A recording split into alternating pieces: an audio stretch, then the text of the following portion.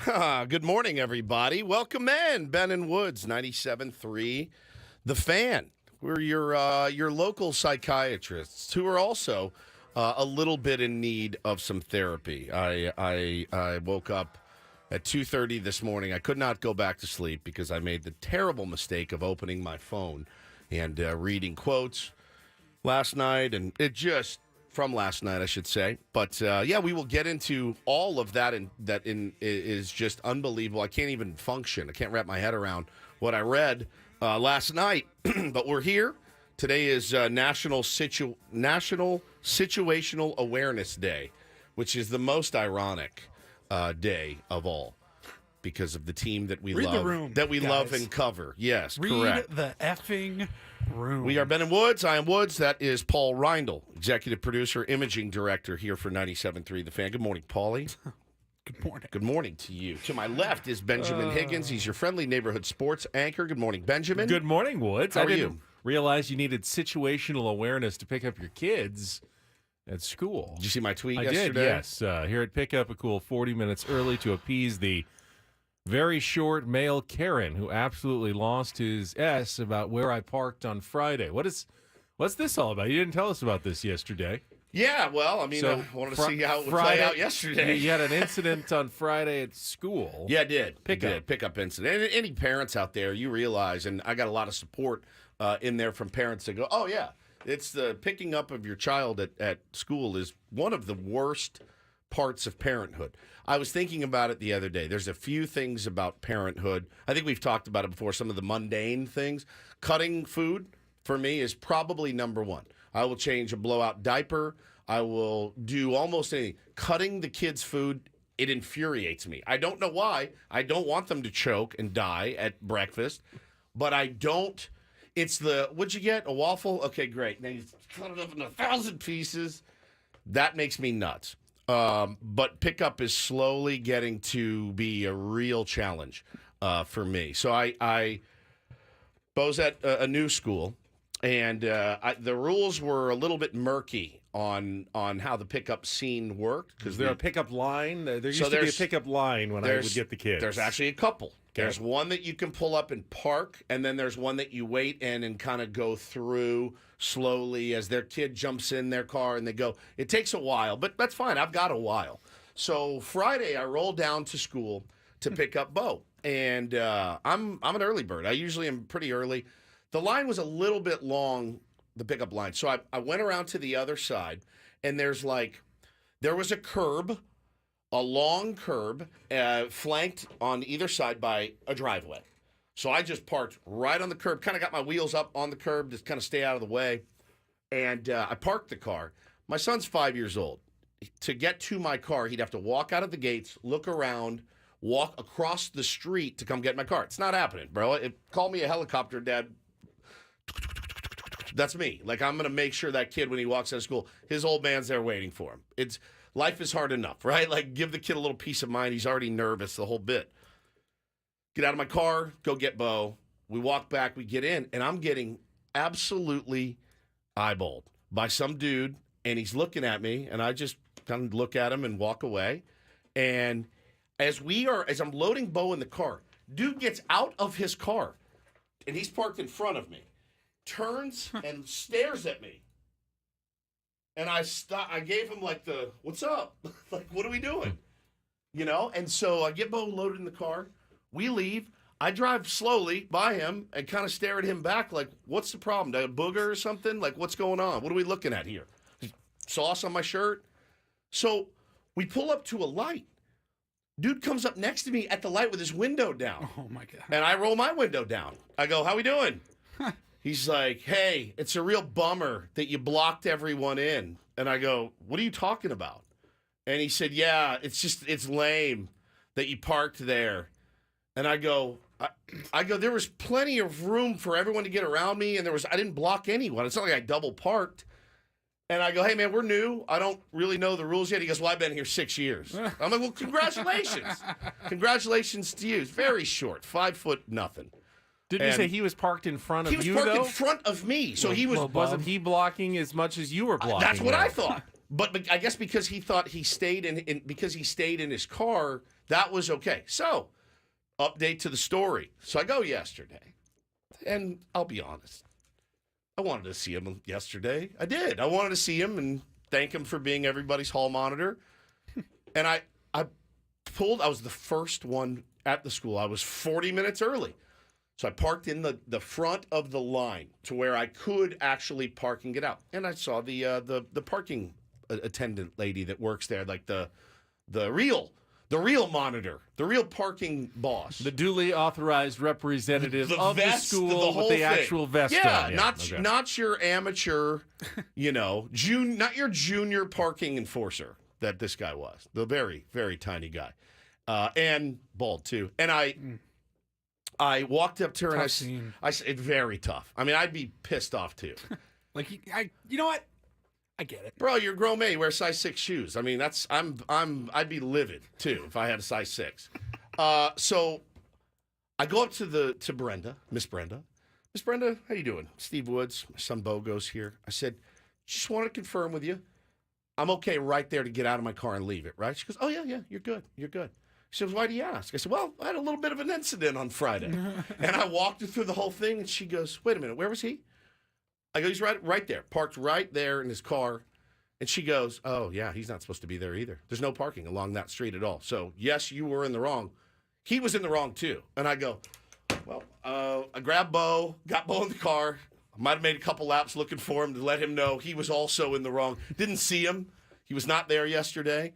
So I was pretty fired up about it. Like, I'm not a guy that's like, hey, I'm going to double park because the rules don't apply to me and I'm just going to run and get my kid. It's not that at all. Like, I legit didn't want him feeling scared or walking across the street, whatever. Just maybe mind your own business and maybe don't follow people to a light to berate them for the things that they don't know, especially when you, yourself, have now broken the rules.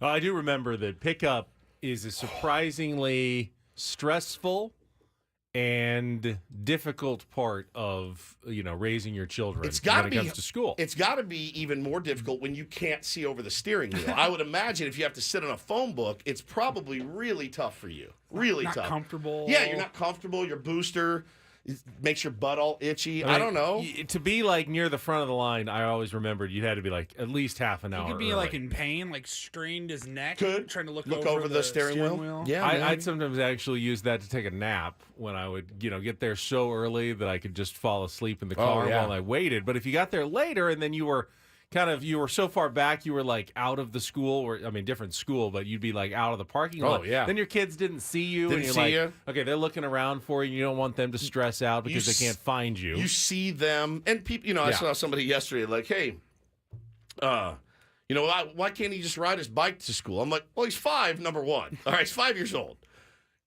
It ain't 1971 anymore either. All right, there's more dudes in vans. There's more things to be concerned about. I would imagine. I guess at least we hear about it. We're more hyper aware to things that can go wrong when your kid is ambling alone on his way to school at 5 years old. That's not going to happen. I'll be driving that kid to school when he's 16, or picking him up at least when he's 16. Like, nobody's getting their hands on my kid, dude. So, something I'm hyper aware of. I want him to be safe. I want him to know that he's safe. But yeah, man, Hannah goes to me on Friday. She goes, look. She goes, you need to go up to him Monday and extend your hand and just say, it's the good example. I was like, okay. Yeah, I'll do that. If I see him, I'll definitely do it. I was pretty hot, though. My ears are burning now talking about it, mostly because he's so short. But I think it was just like the whole thing of I got it. If I'm breaking a rule, let somebody tell me I'm breaking a rule. But you better not be breaking a rule also. Well, yeah, you've got to go with the reach out your hand and go, I'm sorry, I talked to the parking monitor. I was wrong. I guess no one's supposed to park there whether or not you're in your car or not. So I was definitely That's my fault. In the wrong on Friday. And let him reach the conclusion that he was also in the wrong. The other cool thing that you could do is you could say, hey, bro, and I'll go, hey. And he said, hey, just real quick, I don't know if you guys are new here. They really bang you if you stay over here. You're not supposed to park over here. I'd be like, oh, crap, dude, my bad. No problem. Like, hey, what do you recommend? I mean, there's a nice way to do things, and then there's an aggressive way to do things. I prefer the nice way to do things myself, but not everybody is like that. You know, some people are tall, some people are short, so it happens. Some people wear size 12 shoes, some people wear size 6. You realize that we probably do have some height-challenged listeners who I like them. I like feel those like guys. probably being kind of cruel at the moment. I like those guys. All right, good. Yeah, it's amazing. I almost got run off the road last night myself.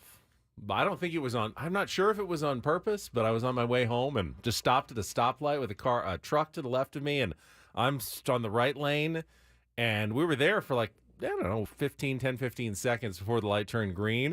As soon as we both started pulling forward, he just swerved right toward me as though it was Demolition Derby, and he was trying to take you out. Just take me out. And I don't know how he didn't hit me. I like swerved to the right, slammed on my horn. Like, what are you doing? He didn't see I you. was right here. I guess he just never saw me and was ready to get over the lane really, really quickly. He then accelerates and takes off because he doesn't want he doesn't want my fire and how mad I'm gonna be. So he's gone, and I'm hitting my horn, and it's midnight. And strangely enough, the window was down when he peeled out, and he said, "Why don't you take that run differential and stick it up your ass, Ben? How about that?" F you, Higgins. Yeah, just incredible, man. Just incredible. So yeah. Anyway, it's been quite a scene. This parental thing. Also, I found out yesterday. My wife has. She swears she didn't, but she did. She has. She signed me up to be the head football coach for Bo's flag football team. When I tell you guys, are you ready for some football? Stephen Woods, big football guy. I know less than nothing. I know how to coach, but I know less than nothing about coaching football. Maybe I'll ask Braden for some pointers. This is flag football. She said the other day, she said, "Oh, I talked to Danny, and she said she wants to be an assistant coach for Wesley's flag football team." I said, "Oh, it sounds fantastic." And she says, "Okay, yeah, she may want you to help." I go, "I can't. I don't want to do any more. I got t-ball, we got fall ball, we got all this." And I said, "It's too much." And I go, "I don't know anything about coaching football. You got to know what you don't know. You're not going to ask me to coach hockey. I have no idea." I watch football. I like football. I know how to throw. I know how to catch. I know what a route is. I know what an in is, an out, a button hook, a draw play. I know these things. But I have no idea how to coach up 5-year-olds about playing flag football. I didn't even know 5-year-olds played flag football. They play flag football. So I run into her yesterday. She goes, "Oh, my God, there he is, the head coach." And I go, "No, I can't do it." She said, "No, you're in. You have to. It's happening. You have to do it." I said, "But I don't want to be the head coach of football." So now I got t-ball. I got flag football.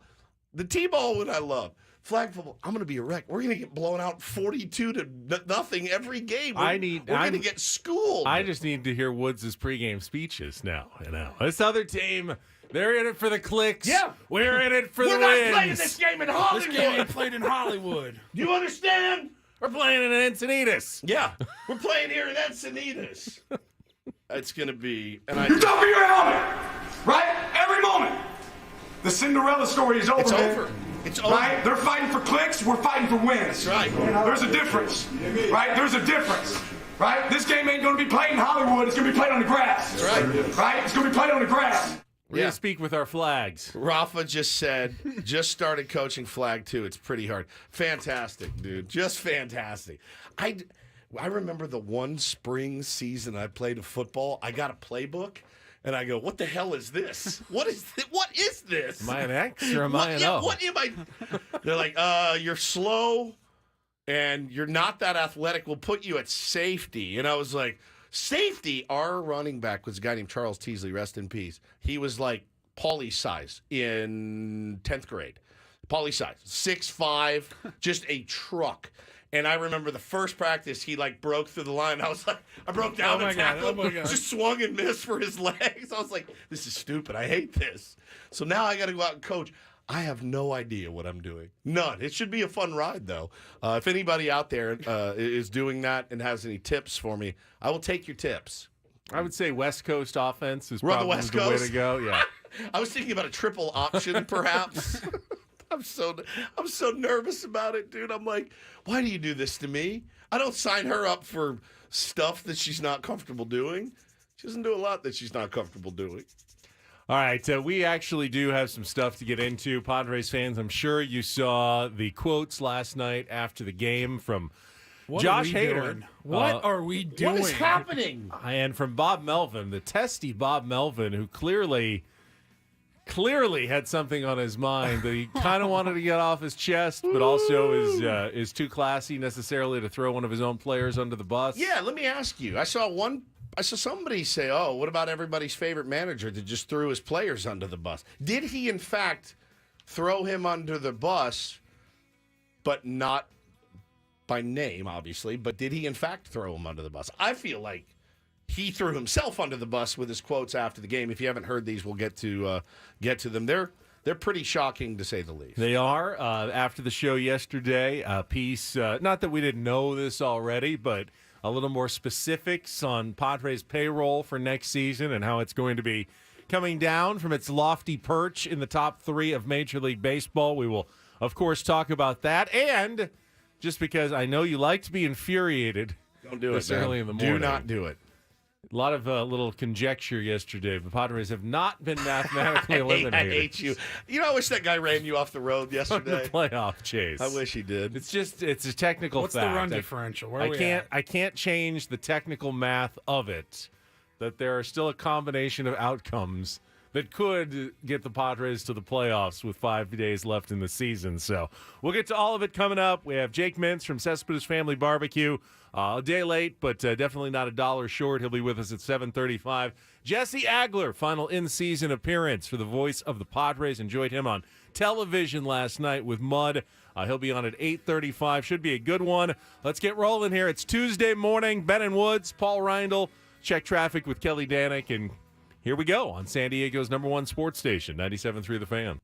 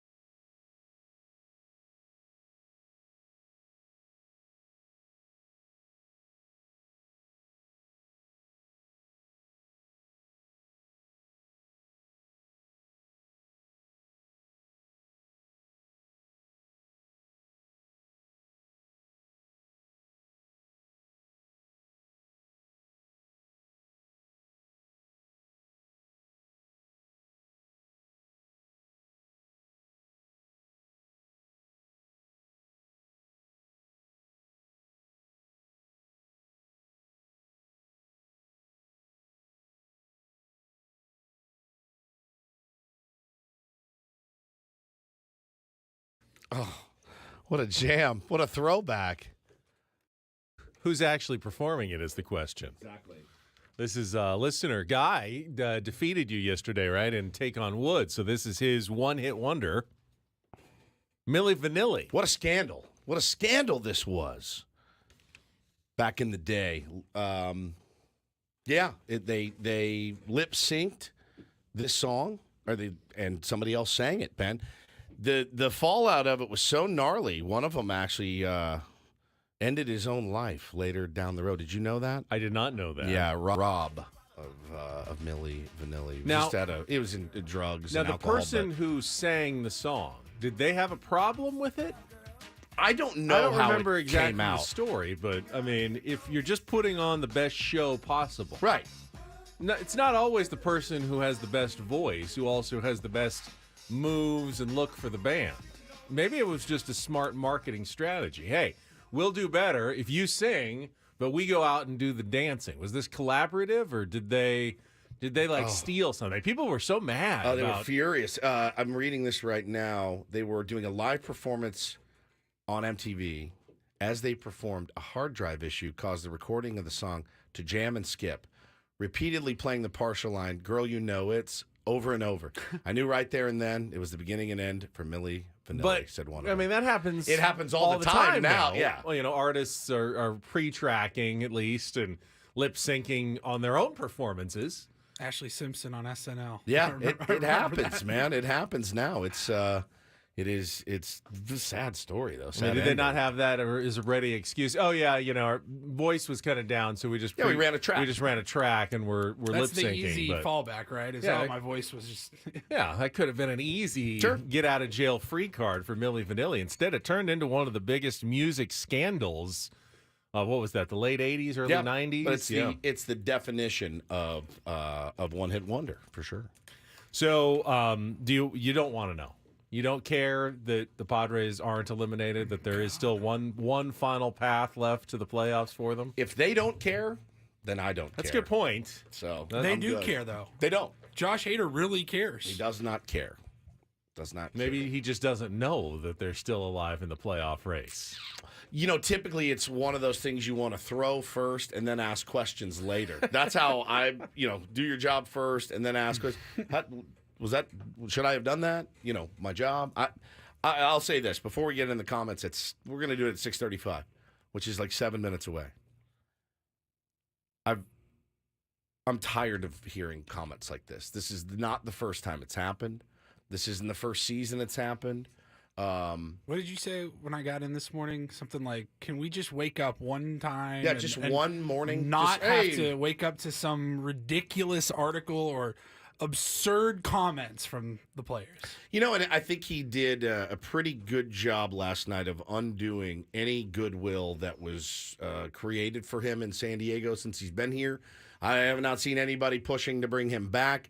I can't believe comments like that were made in This is like when Sean Manaea left and then said, I just didn't really work that hard when I was in San Diego. And you can't cheat this game. It'll humble you. And it's like, that sucked to hear, but at least he wasn't on the team anymore. Still sucked to hear. It still sucked to hear. And it's his comments last year, Josh Hader's comments now, Eric Hosmer's comments when he was here, Will Meyer's comments when he was here about taking his foot off the gas. It's got to stop. It's got to stop. I mean, if again, And I think getting ahead of myself. For the most part, it kind of has. It has. I mean, the Padres have won 9 of 11 Means nothing. down the stretch. There's no stretch. The stretch was gone. But it they means haven't. nothing. Most of those guys have not taken their foot off the gas. They're still playing and playing out there. Manny's going out there hurt. Tatis is playing every day. Soto is playing every single day, 162. Bogarts is out there every day. I don't want to paint the entire team with Josh Hader's brush from last night. No, because but I will. A lot of those guys, I think, are still going out there and giving effort, and you're actually seeing some results on the field. I will paint the entire organization with that brush, though. This happens every year. Every year. It's happened every year. We've been covering the team together 5 years. I could probably go back and pull a quote. I think it was Will year 1, Manny year 2, Haas year 3, Manaea last year, Hader now. The story, it's over and over and over. I don't know what in their DNA or in this team's DNA that says, come on, you told me stories, Ben, when you used to cover the Padres, and this was where Fernando Valenzuela came to wrap up his career, and Greg Maddux came to get some Torrey Pines tee times and maybe pitch a little bit. You know, guys coming in to say, hey, man, I'll take $1 million to come down there and play for the Padres and Jack Murphy. That makes sense to me. Guys in the prime of their careers that get they're massively overpaid here, coming in and going, I don't have to work hard. These fans don't deserve it. The city doesn't deserve it. It's trash. It's trash. It's one of the most bonehead comments I've ever seen in my life. We haven't even told you what the comments are in case you missed it. Good tease, though. We'll tell you next. Good tease. You'll hear Bob Melvin clearly agitated in the post-game news conference last night. We'll do a quick wrap-up of the Padres' 2-1 loss. Blake Snell absolutely locking down the Cy Young Award. I don't think there's any other choices now in the National League, so congratulations to Blake Snell. We'll get into all of that coming up next in our Padres wrap-up. As always, all guests on Ben and Woods appear on the Premier Chevrolet of Carlsbad fan hotline. Save money the right way with Premier Chevrolet of Carlsbad. Visit them today in the Carlsbad Auto Mall. Chevrolet, find new roads. What happened after many of you were asleep? Coming up next on Ben and Woods on San Diego's #1 sports station, 97.3 The Fan.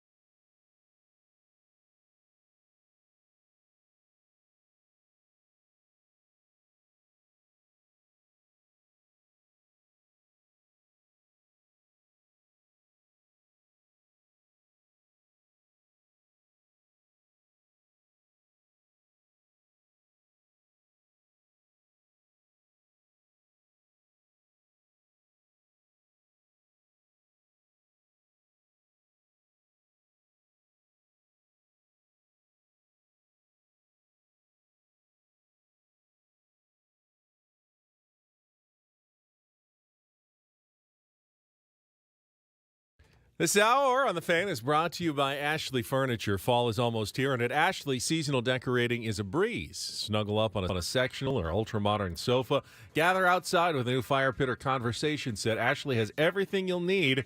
Shop in store or visit ashley.com today. Maybe a nice recliner for your closer in the 8th inning. Stay comfortable. Out in the bullpen.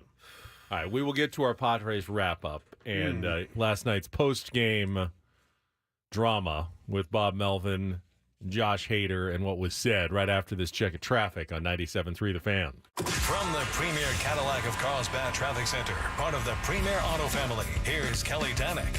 Traffic is sponsored by SDG&E. Uh-oh, guys. Crash on the Coronado Bridge heading over to the island. This is just past the 5. The right lane is blocked. It continues to stay pretty heavy all the way over to the island after that. In fact, not helping things much. We're getting reports of some metal debris in the left lane just past the old toll plaza.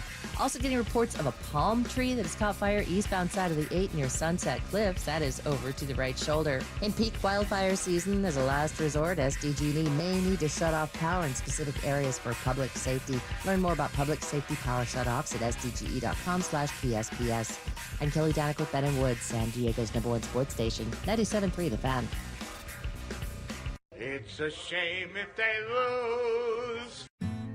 You can visit Pity City, but you can't live there. Oh, can't you? It's been a great day today. Can't wait for more. Hey guys, it's Woodsy, live from the Crapper again. Did you miss any of the Padres game yesterday? Cancel the parade. That's why you play the games. Oh, God, here we go. It's the Padres wrap-up with Ben and Woods. Slam Diego? More like fail Diego. Presented by Hamul Casino. With thrilling slots and tables and all the best rewards, Hamul Casino has all the fun you're looking for. Hamul Casino, fun above all else. On 97.3 The Fan. I just felt the way that the roster is built, they would have to outscore their opponents to win. In the on-deck circle, swung on, fly ball, left field. Playable coming in as Luis Matos, the left fielder, still coming on, dives, can't make the catch. It's going to fall in for a single. Xander Bogaerts is going to score. Throw over to second base to try to get Fernando at second, but it's not in time. It's an RBI bloop single for Manny, and the Padres have a 1-0 lead in the first. Runner goes, 3-2 pitch, swung and a miss, strike 3. Got him with the fastball, 97 miles an hour. 4th strikeout of the evening for Blake Snell. He stands another runner. We've played 4. Padres 1, Giants 0. Blake Snell works out of the jam with a punch-out. He strands 2. We've played 6. Blake Snell showing why he is the front runner for the Cy Young Award. Another scoreless inning, another bunch of runners stranded. The 3-2 pitch to Fernando. Chopper, right side. Estrada has it, underhands it to second for 1. Back over to first. In time, double play. So the Padres threaten. But Logan Webb, the sinker baller, does exactly what he's known to do. Rolls the ground ball. Estrada to Luciano to Davis to get Logan Webb out of the jam here in the 8th. 1-1 pitch, ground ball inside the bag down the third base line, and the Giants are going to take the lead as 2 runs cross on the pinch hit RBI single by Michael Conforto. Azócar goes, the pitch is swung on, ground ball to the right side, this should do it. Thairo Estrada has it, over to first base in time, and the Giants win game 1 of this 3-game set by a score of 2-1. Logan Webb with his second complete game of the season. He gets a big hug from his catcher, Patrick Bailey. A gutsy performance by Logan Webb. The Padres see one slip away. They had a 1-0 lead early. The Giants were able to come through with 2 runs in the 8th, and they walk away with a 2-1 victory over the Padres. Comes down to 2 at-bats early. Luciano did a nice job going the other way on Robert, and then Conforto the same thing, not trying to do too much, shot him the other way. Made him work some, had to throw some pitches, but the way Blake pitched came out of the game, we had our 2 best guys, and hopefully Hader for the 9th didn't quite get there. No, didn't quite get there, and it's the same story as so many other games. Didn't add on, no runners in scoring position, hits. Padres had plenty of chances with runners on base to turn that into an easy win, but they let the Giants hang around, and they poked a couple of timely hits the other way that turned into a couple of runs in the bottom of the 8th inning. Giants win it 2-1. Both teams technically not eliminated from playoff contention yet, but Blake Snell locks up the Cy Young Award with 6 shutout innings. I did see a lot of people go, though, Would you rather have Logan Webb, though, going the full 9? Maybe not as dominant as Blake Snell, but gets deeper into the games. Pretty damn dominant. Was very impressive. And by the way, has the 4th best ERA. He's had a very good season. Very good. It's not like the Padres got shut down by a nobody yesterday. Again, That's one of the better pitchers in the National League, and they hit some balls hard right at people. But what is new? That's the story of the season for your San Diego Padres. But the story after the game is the one that had everybody talking. And you heard Bob just say the plan was to hopefully get it to Josh Hader in the 9th, turn over a 1-0 lead to Josh Hader. Go back, though, to the 7th. Padres are up 1-0.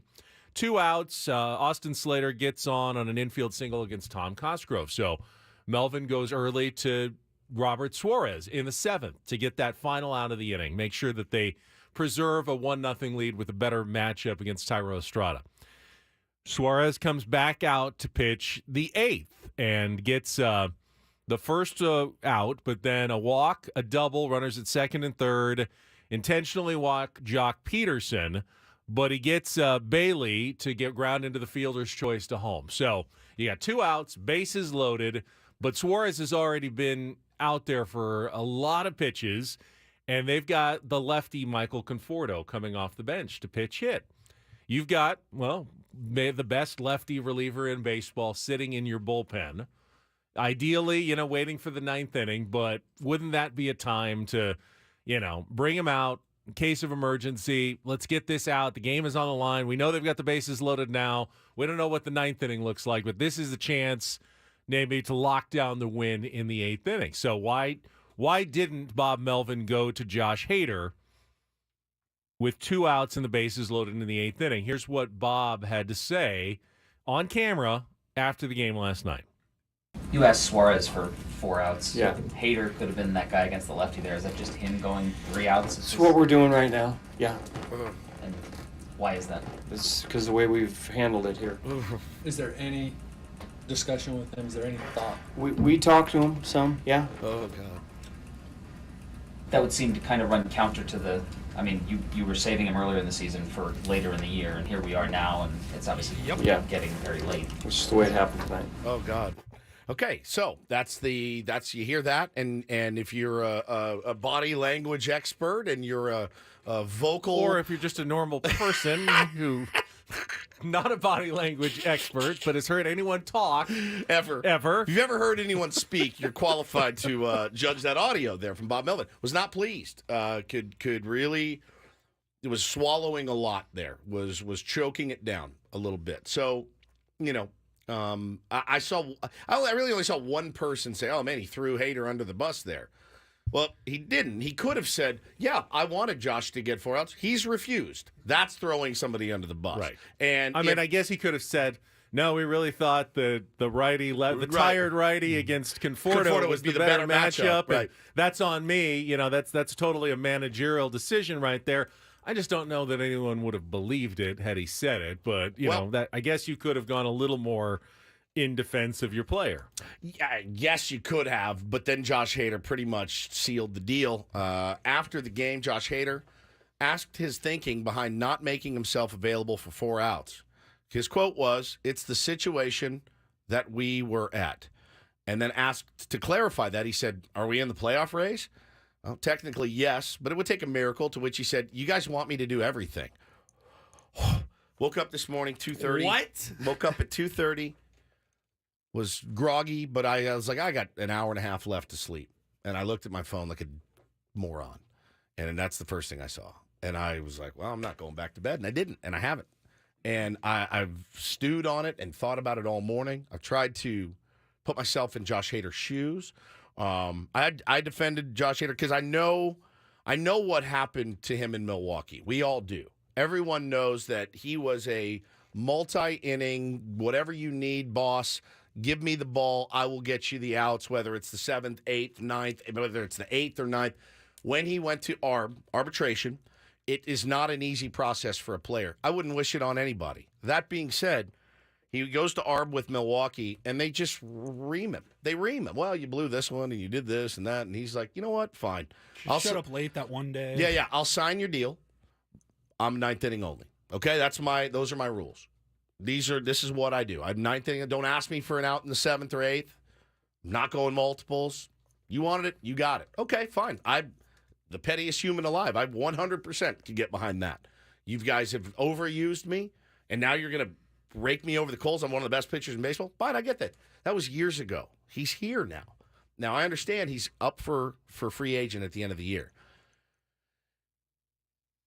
They're not asking him to do anything, Ben, in my opinion at least, that's going to put him in harm's way. They're asking you for 4 outs. They're not asking you for 2 innings. They're not asking you to start a game or any, it's something that's way outside your comfort zone. If they said, hey, we need you to open tomorrow's game, I'd even say, you know what? That's weird. That's weird to me. Yeah, he's probably your best and he can get through the top of their lineup really nicely, but it's weird to me. That's not something he's used to doing, right? So let's not get crazy.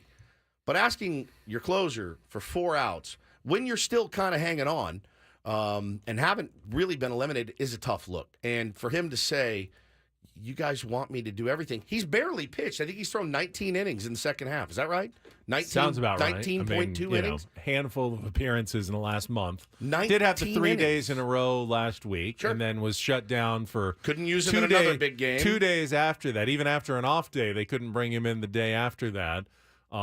Which, your arm responds how it responds, and if he's unavailable, he's unavailable. But he wasn't unavailable Correct. last night. He was ready for the 9th. He was getting ready for the 9th, but Bob felt or was told that they could not bring him in the 8th for that extra out, even though it very well could have been, probably would have been the difference in the game.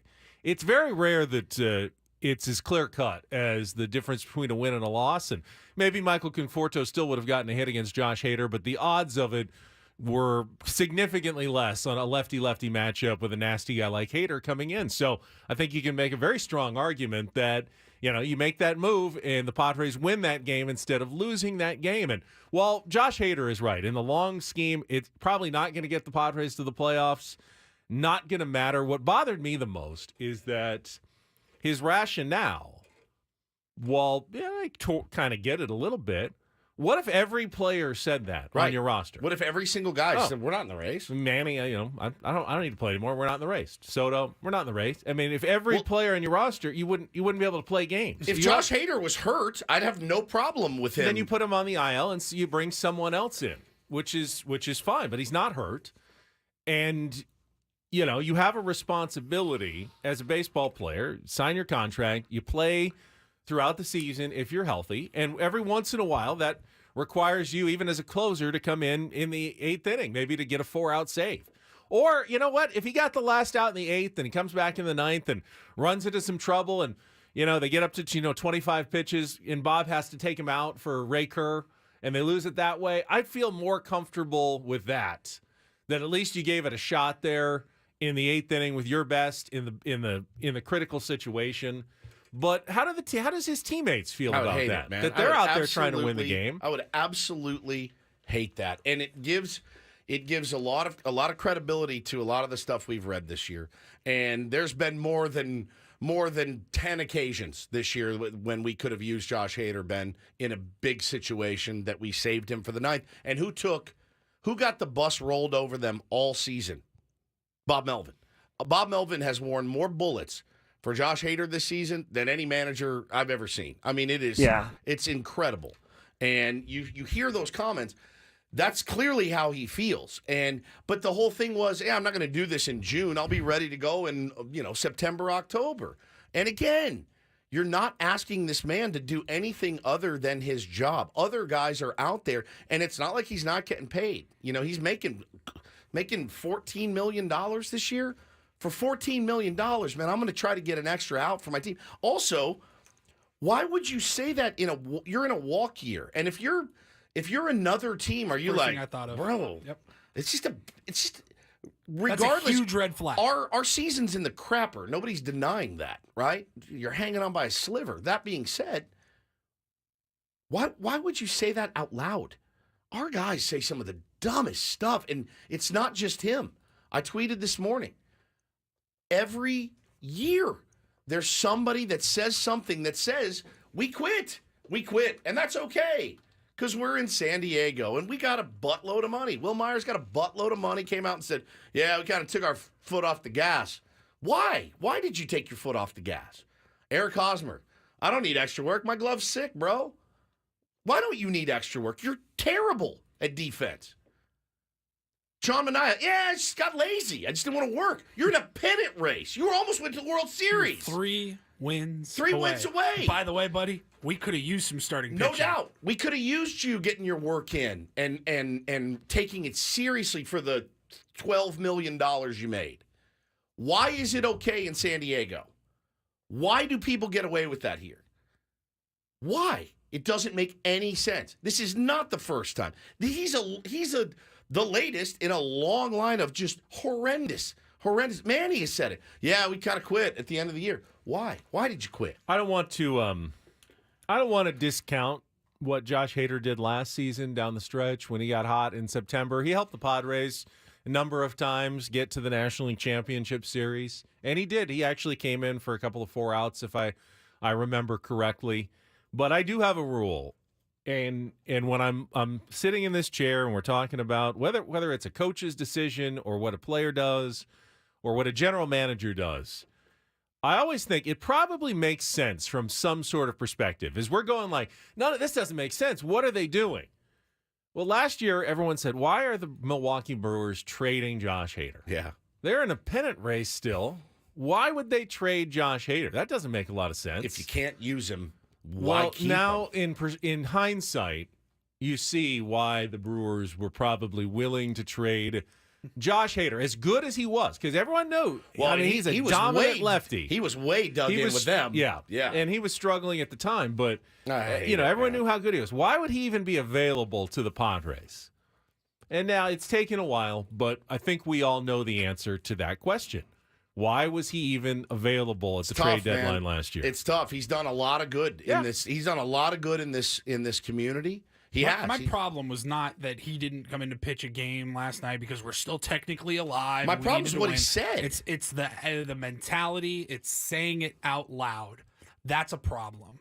I mean, I can't even. If you're Bob Melvin, you have to walk around with a notepad before each game, going, "Hey, so good for 9 pitches tonight. How do you feel? Like Matt Batten, you're in? Okay." What position would you like to play? I'm okay. I mean, it's absurd. You know what you should say. Whatever you need, but keep my health in mind. Don't kill me here. I'm okay with that. But whatever you need, otherwise, if you need me to come in a little early, I'll give you what I can. That was part of it last night for sure. It's organizational, Ben. We'll get into some more of the big organizational decisions coming up next year on 97.3 The Fan.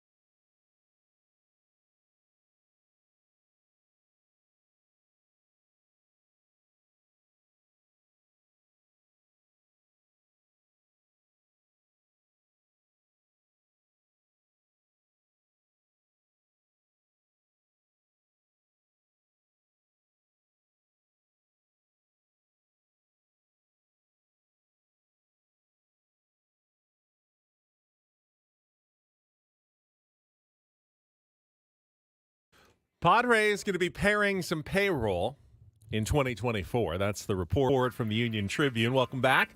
Ben and Woods. Well, Ben and Paul. Woods is in the bathroom, as always, at 7 o'clock. Sometimes it's 8 o'clock, but it's always the top of the hour. Yeah, he always waits. After he talks for 2 minutes and then walks down. For a 2.5-minute break. I guess one easy way to save some money on payroll is not re-signing Josh Hader. I think that was already going to happen. Unfortunately, not re-signing Blake Snell likely seems to be another way that the Padres are going to save payroll. That one's going to sting a little bit more. But some tough decisions, Woods, he is back, coming for the Padres. And you weren't surprised by anything you read in the Union Tribune yesterday about Padres scaling back on payroll. We talked to Eric Grupner about it. He kind of mentioned it. Again, it's one of those deals, though, Ben. Like I guess I'll believe it when I see it. We've heard this before. So and it went completely the opposite direction. like so far the opposite direction. And by the way, had they added all of the people that they made offers to, their payroll would be about $400 million. So I'm not discounting Kevin Acee or his piece. I'm not. But also I don't have access to the books. I don't know about the private equity firm. I don't even know what a private equity firm is. I have no idea. I don't even know how insurance works. You're going to ask me to break down and dissect the Padres' financials? I've got no idea. Can you explain the debt service rule for us in Major League Baseball? And not with a gun to my head. How it changed during the last CBA, No. Woods? I'm waiting for your answer off the air. Not with a gun to my head. And I will say, I do have always likened payroll talk to a bit of like stadium talk. To me, my eyes glaze over a little bit because there's just, and we speculate a lot. We do. We speculate a lot. To speculate about financials when I have no idea what the ledger looks like. None. I can guess that Bally's going bankrupt probably cost you. That's something I can make a fair assessment on. Yeah, that's money you're not getting that you were counting on. But we also talked to Eric Grupner early in the season when we knew it was going bankrupt. He's like, no, we planned for this. We knew it was coming. They weren't taken by surprise. Like, Bally's just gone? What do we do? They knew it was a possibility. So that's their job to figure out how to get the payroll to where it needs to be. Obviously, the biggest payroll we've ever had didn't work out. So I'm okay with cutting payroll for smart decisions. Who's making those decisions? Yeah, I can say a few things with high confidence, having covered enough baseball over the years. The higher your payroll, better chance you have to be competitive. But it doesn't guarantee anything at all. I can also tell you that having a $200 million payroll in this day and age of baseball, plenty to put a championship team on the field if you make smart, correct decisions about how you allocate that payroll and people have good seasons. So it will be up to the front office, whoever that is. And part of that piece in the UT yesterday was that the Padres have not made the final decisions or certainly have not released any information on who is and is not coming back next season to make those decisions for the San Diego Padres. But whoever it is, whatever the payroll is, they're going to have to make correct decisions. Hey, you could double the payroll. Still need to make correct decisions with how you allocate that money. That never changes. I do feel that there's a lot more. There's some like read between the lines type nuggets in there where you're like, is this a real possibility that there's kind of a clearing out of the front office? And of course, I'm talking about AJ Preller. Does that article yesterday give you a little more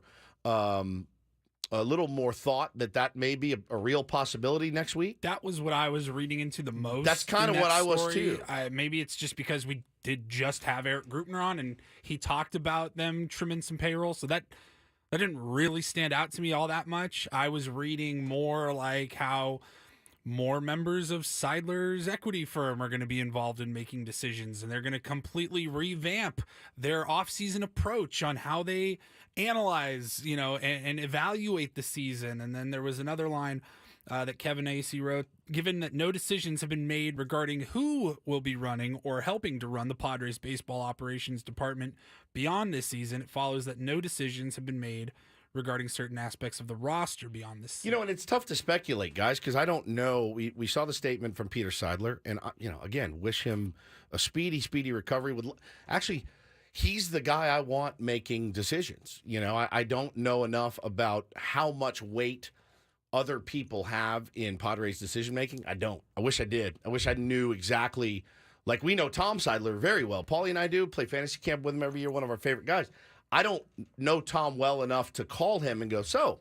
What are you guys thinking? Who's calling the shots here, and how much money do you have to spend? Yeah, right? Tom works for the Padres. Right. He's not one of the Seidler equity partners. There's a couple of other Peters brothers that are part of it. I kind of did some web research yesterday just to kind of figure it out, and two of his younger brothers are part of the business as well, which is where like the bulk of the money that Peter used to buy the team comes from the equity partners. So I'm sure they have a say over what the money is. Now, Peter owns the team.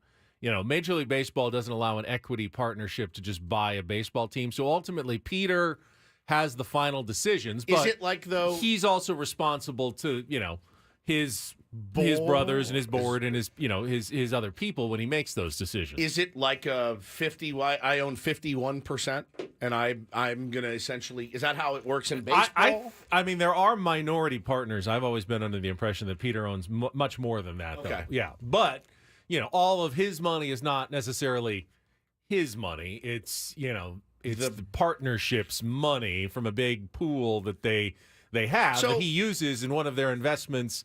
Peter has made is into the baseball team. This isn't a comparison between the families because the families are worlds different, but it does remind me a little bit of what happened with Dean Spanos last year. Remember, the family owned the team, but wasn't it his sister that was his sister suing sued. him? They want him to sell the team. They want their just piece. get their money out, and it became a bit of a, not more than a bit. It was a conflict within that family. We've never heard of any conflict within the Seidler family. Yeah, we don't know that somebody's like, you know what, I'm done with this. No, that's definitely not been reported, and no one's ever heard anything like that. But, there are debt service rules, and Major League Baseball has said that the Padres, they've exerted as much pressure as they can to try to rein in the Padres. We know Manfred, we know other owners don't like the Padres spending as much money. At some point, those forces push hard enough, and the payroll is going to, stop going up and start going down a little bit, at least at some point. And we may see some of that this offseason. Yeah, it just, the piece yesterday, again, I would be more likely to fully jump in and almost, I guess, panic a little bit if I didn't see the same piece last year talking about debt reduction and we got to do this and that. And then you hear $400 million to Aaron Judge, $330 to Trey Turner, Xander Bogaerts, Manny extended, and you're like, oh man, we're endless supply of cash here. Obviously, things change, Ben, and situations change, and people fall ill, and things change. So I will say this though, and I mean this. That's the guy I want making the final decisions, though, is Peter Seidler. That's don't get that twisted at all. I want the fewer cooks in the kitchen making those decisions. I think is probably the best route. Just quickly, we need a contestant for Take on Woods. We're going to play in about a minute here. So call now, 833-288-0973. You can qualify, just like Guy did yesterday, for a 2-night getaway, $250 food and beverage credit in Las Vegas. But got a call to play. It's our musical trivia contest, 833-288-0973. I'm not surprised you want Peter making those decisions. Peter likes to say yes. Peter's a nice man. I think he's a smart guy as well. But ultimately, if he can, we've seen what he likes to do. He wants to say yes. He wants to win. If he is presented with an opportunity to acquire a player, he will reach a little bit deeper into that bag of reserve cash to get that player on the team. If you are a baseball fan, you want to have an owner like Peter Seidler, an owner who says yes. You also would hope that the general manager who's presenting him with these options he's giving him the right options to put together a championship team on the field. And that, to me, is the question now that the Padres are facing. Is A.J. Preller the right guy to put the team on the field that wins that championship that Peter wants for San Diego so badly? Right. Yeah. I mean, it's based on what we heard from him in June, July, he believes in him. One of AJ's biggest strengths, I think, has also been his weakness. AJ is an agent of chaos in baseball, especially in the offseason, doing things that are unexpected, that throw turn baseball upside down with the contracts he offers, with the trades he makes. And it's the reason why AJ always seems to win the offseason. But is it that surprising that his teams on the field also seem to be chaotic as well? When your GM is an agent of chaos, don't be shocked that your 27-man roster ends up being a bit chaotic. Wild swings from great play to poor play to NLCS to missing the playoffs inexplicably. The Padres are a chaotic team reflecting their chaotic general manager's personality. Sure. It can be good, and when we've seen it like this year, it can be not so good. Can you live with that or not? Some people can. Some people can. Boring. Absolutely. That's for sure. It's exciting. Yeah, I'm sure that there will be more exciting moves if AJ sticks around. You could get a boring GM. We've had boring GMs here. Josh Burns. They didn't win, though, either. They didn't win. They're boring, not agents of chaos, for sure. It's I don't know. I'm still hung up on the quotes. I really am, and it really bums me out. It's tough to just dismiss it. It's tough to stomach that. Are we in the playoff race? I saw somebody tweet yesterday. That's also a good response to Padres season ticket agents when they call. And I said, man, it cuts deep, but it's absolutely. What if the fans said, "Oh, we're not coming. We're not in the playoff race. We're not going to come watch you guys play. We're not going to buy your merch. We're not going to support your team. You're not in the playoff race." Right. And we'll show up when we get to it. 3 million plus said, "Yeah, you've been out of the playoff race. You haven't been at 500 since May."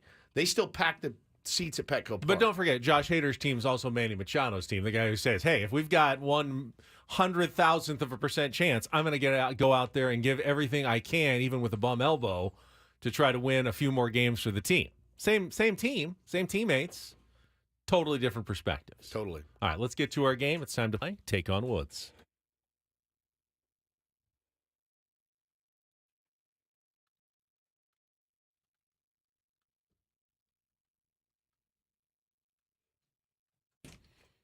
This segment of Ben Woods brought to you by the Golf Mart. It looks like Jason is on the line. Hello, Jason. Good morning. Good morning, you guys. All right. How are you? I'm good. Woodsy's gone, so you get to pick our category today, trying to qualify for that getaway at the Westgate Las Vegas, the private VIP pod at the Westgate Superbook, and the $250 food and beverage credit. Here are your categories. One Door Closes, all about the Doors, Jim Morrison's band. End It All song titles ending with the word it. And our mystery category is back. That one, you just take a chance, and if you can figure out the 2-second song, gives you a nice little advantage the rest of the way. So, Jason, what would you like to play? One Door Closes, End It All, or mystery category? Let's try mystery category. All right, we get the mystery category. Again, you don't get any help on the category, but if you get the 2-second song, should help you with the rest of the questions. You'll have 60 seconds. If you don't know an answer, say pass. We'll come back to it at the end. When you get your score, Woodsy will come back in, play the same game. You beat or tie him. We put you into the drawing for the grand prize trip to Las Vegas. First song is our 2-second song. Paulie's going to play you some music. You need to give me the title and the artist to score that point. And remember, give you a clue to the rest of the answers as well. Jason, are you ready to play? I'm ready. Right, Let's do 60 it, seconds on the clock. It's the mystery category. Your time begins when Paul plays the music. Good luck, Jason. Let's take on Woods.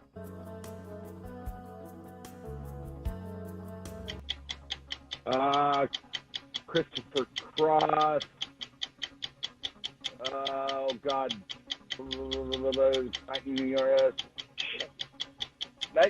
Sailing. Correct. Blues Image had their biggest hit in 1970 with which song about a mystery ship?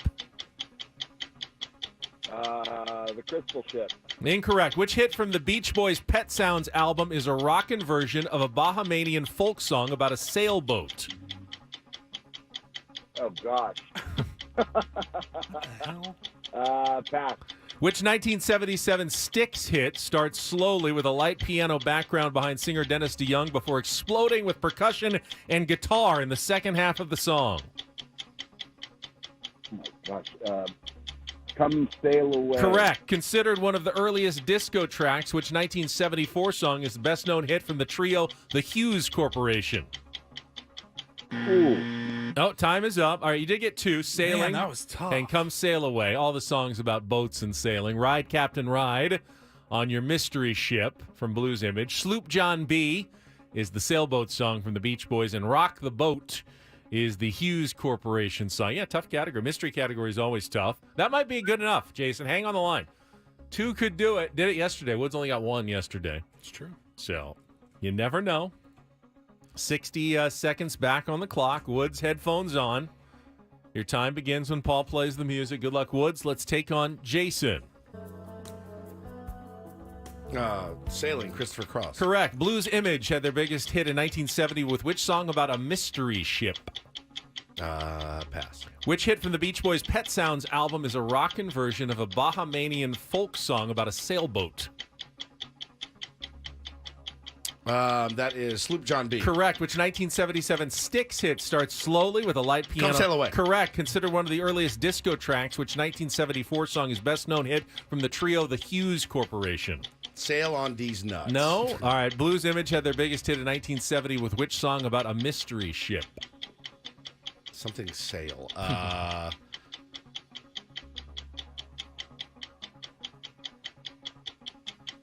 don't know. It's Ride, Captain, Ride on your mystery ship. You got a 3-2 win. A tough mystery category. Sailing was the theme.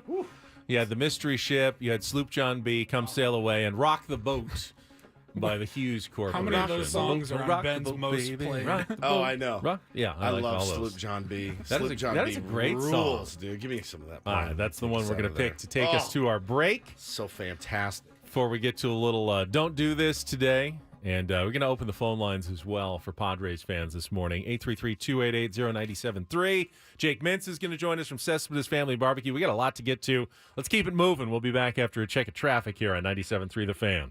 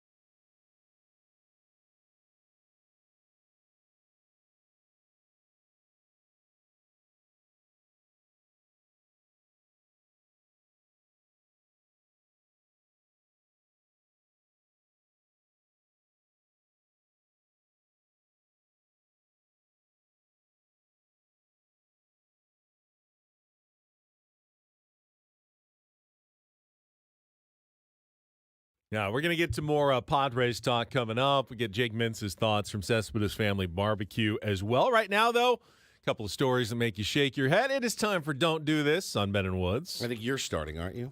If you want. Yeah, I thought you were going to do the Do This. No, I'm done talking about it. All right, that's fine. I will get us started then. So it was a bit of a head-scratcher on Sunday when Los Angeles Chargers cornerback J.C. Jackson, who is like one of the higher-paid players on the team. Huge contract. Was inactive for the game, but not hurt. Was a healthy scratch, as it were. And then yesterday comes out that J.C. Jackson had an arrest warrant issued for him by police in North Attleboro, Massachusetts. Apparently, he was fined $600 for reckless driving and just said, not going to pay it. Right. You know, like when you get a ticket in another state and you just ignore it. You can't actually do that. They do follow up on such things. Yeah, and they'll put out a warrant for your arrest. And so they put out a warrant for his arrest. He was supposed to go to a traffic class as well. Didn't have time for that. It's not the first time he's faced some legal trouble either. He was arrested last season in Massachusetts in relation to a nonviolent family issue, released a day later. Also was arrested in Florida in 2015 on suspicion of robbery and burglary, but was found not guilty. What's burglary? Burglary. Now, Brandon Staley says his decision not to play J.C. Jackson didn't have anything to do with that. He said, he's dealing with his own stuff, but that's not why he wasn't playing. It was basically, didn't have the week of practice that we were looking for, and benched him. Just benched him for the game on Sunday against the Minnesota Vikings. His head's obviously, when you have a huge legal court case like a reckless driving ticket that just would have cost you $600, Ben. How are you supposed to focus in practice? So now he has. Well, 5-year, $82.5 million deal. When you have that much money, feels like the easiest way to handle a $600 ticket to just pay it. Pay it. And, you can do defensive driving online now. Mm-hmm. You really don't even have to pay attention. It's kind of common sense. And you just answer the questions and move on with your day, and you're done. You're absolutely done. And now you get the warrant. You got to pay for that. You got to show up. It just makes you just get a story on ESPN.com about you. It's much worse. Just pay your ticket. The $600 is nothing compared to the bad publicity that you're taking this week now. Well, speaking of bad publicity, what's our? We have like one hard and fast rule on Don't Do This, and we have for the last 5 years. There's one person's name that you just never invoke, ever. There's no good reason for it, and it's Adolf Hitler. I'm every year when I have to do these stories, we do them 2 Other to 3 than saying, times. Don't invoke his name. Correct. You can say his name. Say his name. Don't say his name. Right. But we don't need to hear what a great public speaker he was and how motivating he was, right? We hear these quotes at least 2 to 3 times a year. And one of our Mount Rushmores of Don't Do This, Antonio Brown, came out. Back. Yeah, welcome back. It's been a minute, Antonio. It's been like a week. Posted some disturbing tweets on Monday comparing Steelers offensive coordinator Matt Canada to Adolf Hitler. Also, he did it on Yom Kippur, which is the holiest day on the Jewish calendar. And I guess it's okay. New to this show. That's the number one rule, and don't do this. Yeah, that's it. If you're saying like he's like. No, it's a not genocidal maniac like that's Adolf still Hitler.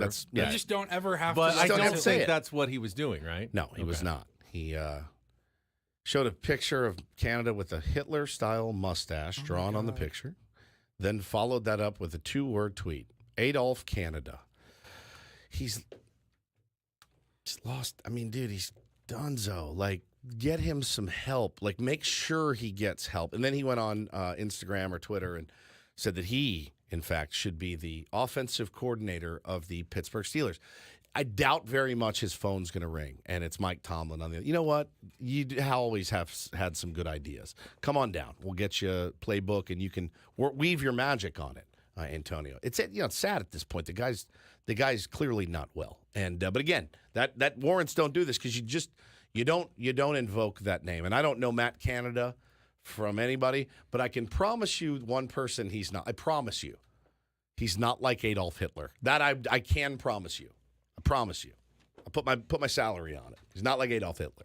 All right, finally a little do this on a Tuesday. DD mega do. Now, we're all married, so I don't know how any one of us could possibly date Taylor Swift, but if we could, it's very easy. You got to win a Super Bowl. The bump to our brand would be amazing. Out of your mind. I mean, we really our merch store would go crazy. Yeah, if one of us was dating Taylor Swift, everyone around the country would be buying Ben and Woods merch because it's true. Right now, they're all buying Travis Kelce merchandise. Jersey sales are up 400% at the NFL store on Travis Kelce merch. What in the world? Did you see some of the stats, like the viewership of the Chiefs game through the roof? Here's one on the viewership. David Rumsey tweeted out, data from Roku TVs shows that the Chiefs and Bears game saw a 63% increase in female viewers age 18 to 49 compared to the week before.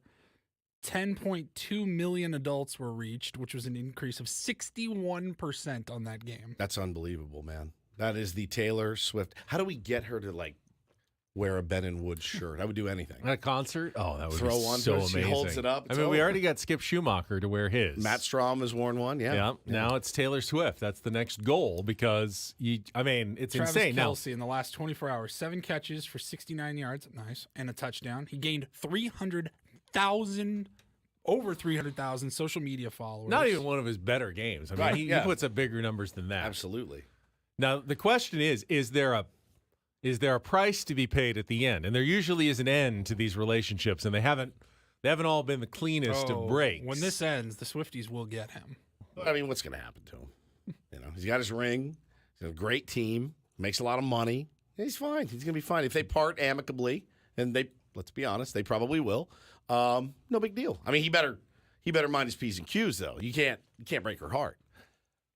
She has to leave the relationship. You're in it. Once you're in it, you're in it. She's got to do it on her terms. There is no, you know what, this isn't really working out. I mean, they always have the long distance excuse. I'm touring the world. You're, playing in an NFL season, practicing every day, and didn't work out. Yeah, we just didn't have the time for each other. Yeah. That's probably how it ends. I would imagine. But right now things seem good. Yeah, and that's why it's very happy. It's don't and do this for a Tuesday. That was Don't Do This with Ben and Woods on 97.3 The Fan. I'm sure our friend Jake Mintz from Cespedes Family Barbecue is going to have some thoughts on the latest Padres stories. Josh Hader came out last night. He's always good for a few comments. We will have our weekly conversation, usually on Mondays. Got bumped to Tuesday this week for Yom Kippur, but he's through his fast and he's ready to join us. Coming up next on San Diego's #1 sports station, 97.3 The Fan.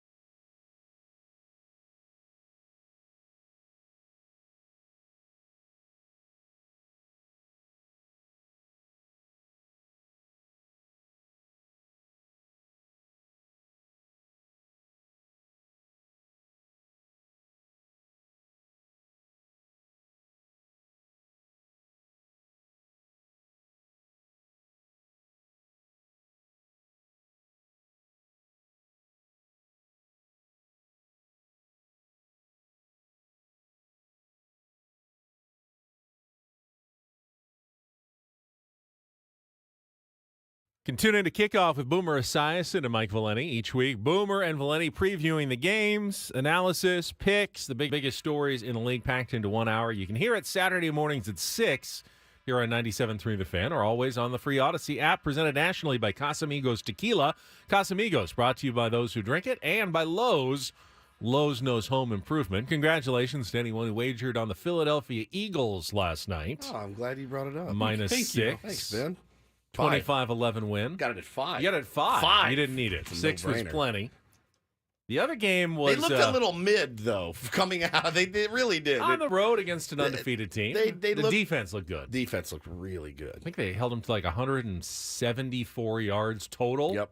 And they got a safety, which I always think is cool. I love the safety. And they do the weird thing now in a lot of games where, oh, no, you had him wrapped up at the foot line. It's not really a safety. Like, he is on his ass in the end zone. That is a safety. It's almost rarely called these days because of forward momentum, Ben.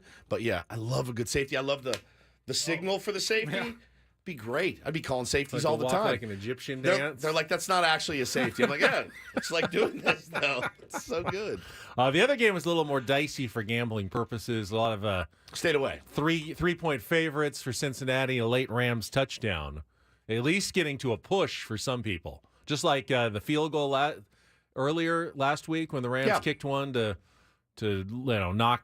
change the betting around. Are you okay right now? Yeah. You guys know we have Jake ready. Yeah, Jake's ready. All right, we'll get to traffic and then Jake from Cespedes Family Barbecue. From the premier Cadillac of Carlsbad Traffic Center, part of the premier auto family, here's Kelly Danick. Traffic is sponsored by Lowe's. Well, good news on the Coronado Bridge. They cleared that accident heading over to the island just past the 5, so speeds are looking good there. Now it appears northbound side of the 805 misbehaving. Got a crash at University. It's been cleared over to the right shoulder. Then up ahead past Balboa, got a crash in the second lane from the left.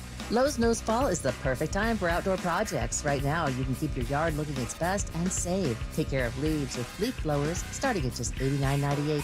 Lowe's knows home improvement while supplies last. See store for details. I'm Kelly Danick with Ben & Woods, San Diego's #1 sports station, 97.3 The Fan. All right, let's go out to our premier Chevrolet of Carlsbad fan hotline. If you're on the YouTube chat, you see he's listed as Let Josh Hader Start Tomorrow. Jake Mintz from the Cespedes Family Barbecue Podcast is with us. Hello, Jake. Hello. Let him start, man. Who says no besides Josh? Yeah, he definitely will. He definitely will say, oh, no, I'm not comfortable with that. I actually brought that up earlier. I said, it's not like they were asking him to do something weird, like open a game or play second base or DH or something. Like, hey, bro, we need to get 4 outs in a not really a big game, but it's you're still hanging in. But boy, what another kick in the nuts morning for San Diego Padres fans, Jake. At least it's nice there, weather-wise. That's gray and overcast right now. Yeah, don't give me that. It has been raining nonstop in New York City for the last 35 years. It's fair. I miss the sun. The Josh Hader situation is simple, okay? Self-interest is a powerful beast. And why would Josh Hader sacrifice a single cent for this catastrophe of a baseball team? Yep. Is it selfish? Yes. But guess what? We all are. And so I do not fault Mr. Hader one single bit. In Game 2 of the NLDS last year against the Dodgers, he went out and got 4 outs when he needed to, and he would have gotten 4 outs if they had brought him into that game against the Phillies. He was available. It's just not. Why would it ever be worth it for him in this circumstance? I think the issue is you're right, and we all know what happened to him in Milwaukee, and we know the sour taste in his mouth, and I understand all that, and I'm always in favor of players getting their bag, always, 100% of the time. This one to me. At the end, yes, Josh, it turns out we still are in a playoff race. I know it's slim. I know it is. I know it absolutely is. And I don't think it's going to I don't think a GM's going to hear that and go, ooh, I don't know if we want Josh Hader now. He might, but I doubt it. I think it's just the optics of it. And this is not, I said it this morning, he's the last in a long line of players who have essentially said, no, yeah, we're good. We'll quit. I mean, it's happened here so much. Here's my thought. Like it's easy radio fodder. You know what I mean? Obviously. Yeah. I mean, the offense scored 1 run. Again, yes, 100%. That's the story. He should never have, Yeah. Like, maybe if Josh Hader was DHing, then we could talk about it. But otherwise, yeah, since I last talked to you folks, the Padres climbed back into the postseason race for about 3 minutes. And I'm glad that by the time I hopped on to chat after Yom Kippur yesterday, that the Padres are back to irrelevance. It's very comforting. We always knew they could break our heart one more time. I mean, they needed to win a few more games to really dash our hopes again, Jake. But that was always the arc of this season. Break our heart as many times as possible. Yeah. And, there's something beautiful about that. Why stop with 2 broken hearts? Break as many as you can. Yeah, it's fair enough. Now, I would say that Blake Snell probably locked up, if he hadn't already locked up the Cy Young Award last night, did so with 6 more shutout innings. The numbers for Blake Snell staggering are really incredible. I mean, he started the season, remember, poorly. He had an ERA over 5 in May, but since then, in his last 23 starts, he's allowed 19 runs in his last 23 starts, while striking out, 186 batters in those 23 starts. That's nuts. I mean, 180 innings, 234 Ks, 2.25 ERA, 19 straight scoreless innings, 2 runs allowed in his last 38 innings. Talk about increasing your free agency price tag in the offseason. Blake certainly did that, Jake. What a remarkable thing. People have knocked his love for walking people. Yes. Okay. I think that Blake Snell leading baseball in walks and walk rate makes this even more impressive. That is where I have landed on it. He is more or less giving himself a disadvantage every time he takes the mound or walks a guy, right? He is forcing himself to work out of situations that he's able to work out of because his stuff is so good. It is a remarkable season. Now, he is able to strike all those guys out because he approaches every single hitter with the same mentality. I'm going to strike you out and I might walk you, and I'm going to throw you a lot of pitches and I'm going to throw 6 innings. Now, is it more valuable to have a guy who throws 7 than a guy who throws 6? Yeah. Sure. But like, his 6 are sick. Those are 6 sick innings. And if I had told folks at the beginning of the season, you're going to get 185 innings out of Blake Snell with a 2.25, you take that obviously every day of the week, and you probably assume the Padres are a little bit better off than they are. But yes, Blake Snell is going to make himself a nice chunk of change. He can buy as many PS5s as he wants and play as many video. Wherever he signs, they're going to be like, "What's your off-season regimen?" He's like, "I play video games and a buttload of them, and Twitch, and I just won a Cy Young again, his second." And no, it's typical Padres fashion. It's actually hard to get excited for him because, well, he's going to be pitching in another uniform next year. It's just fantastic, Jake. Talking to our pal Jake Mintz from Cespedes Family Barbecue. Now, I know Jordan's a little on edge right now. His Mariners are going the way of the San Diego Padres right now. You are an Orioles fan. You are locked and loaded. You are ready for the postseason. Do you have the firepower, the bullets needed to get through the very grueling playoffs? And this is going to be a fun experience for you because it's been a while. The playoffs are a series of coin flips. Weighted coin flips. That's all it is. Yep. Anybody can win at any time. You folks know this as much as last year. Did you think the Padres were going to beat the Dodgers? No. And they did, because I got hot at the right time. And so I have kind of landed on predicting the playoffs is silly and stupid. All my job is as a baseball prognosticator is to simplify that conversation for people and say, if this team wins, here's how it will happen, right? Here's how it needs to go. And what's interesting about the Orioles, they are here at this point in the season with 97 wins because their bullpen has been spectacular and their offense has been great. And over the last couple weeks, the offense has been shaky and the bullpen has been but the starting rotation has taken a very encouraging step forward, most notably with John Mintz. John Mintz, who has become like the Oriole who has survived this rebuild the longest, through like 6 1/3 no-hit innings against Cleveland the other day, and he looks in line for a game-tune start for Baltimore in the ALDS.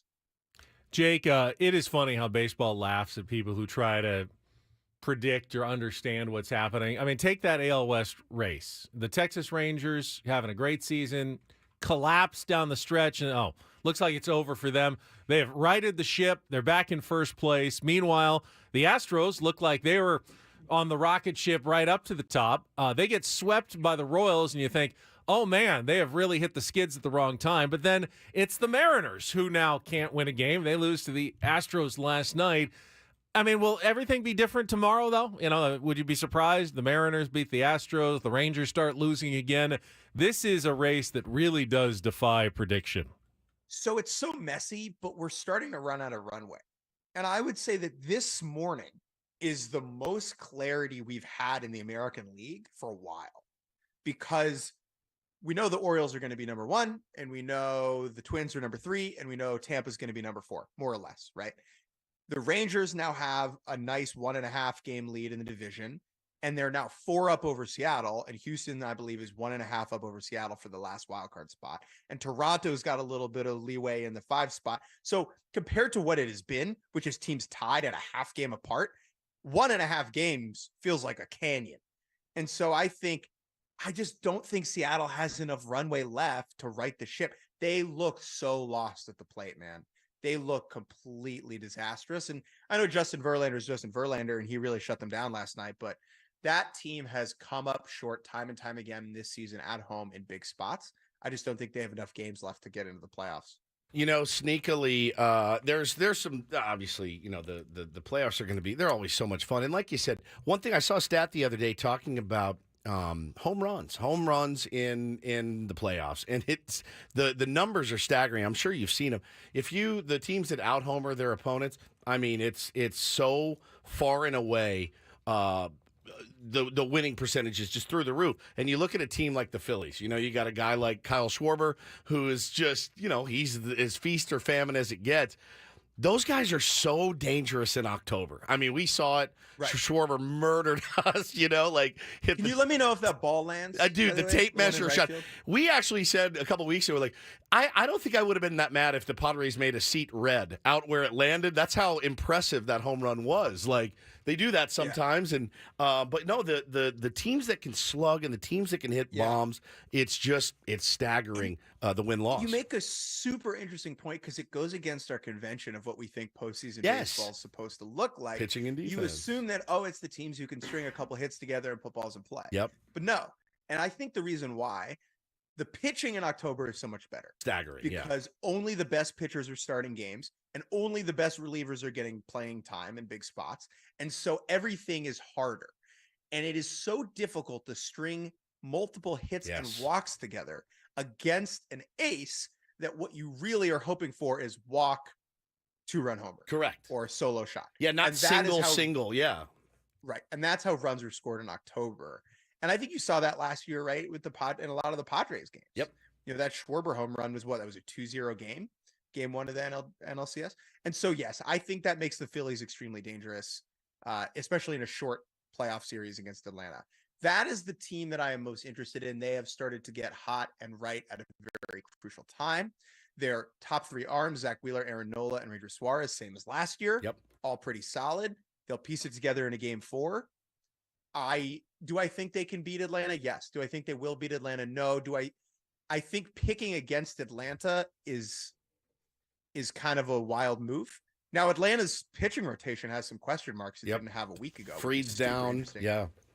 Fried going on the 15-day IL and Charlie Morton going on the 15-day IL. I've heard more or less that Fried will be back and ready to go by game 1 of the NLDS. Morton, not so much. They're going to have to figure things out in game 3. It does make the Braves a little bit more vulnerable. That being said, they're still the favorite to win the World Series in my eyes. By the way, it worked the other way as well for the Padres in the playoffs. Yes, the Phillies powered them out, but Trent Grisham's home runs, Josh Bell guys who were hitting home runs, got him past the Mets and the Dodgers in those first 2 series. So it's absolutely right. Jake, it's a Grand Old Monday, Cespedes Family Barbecue.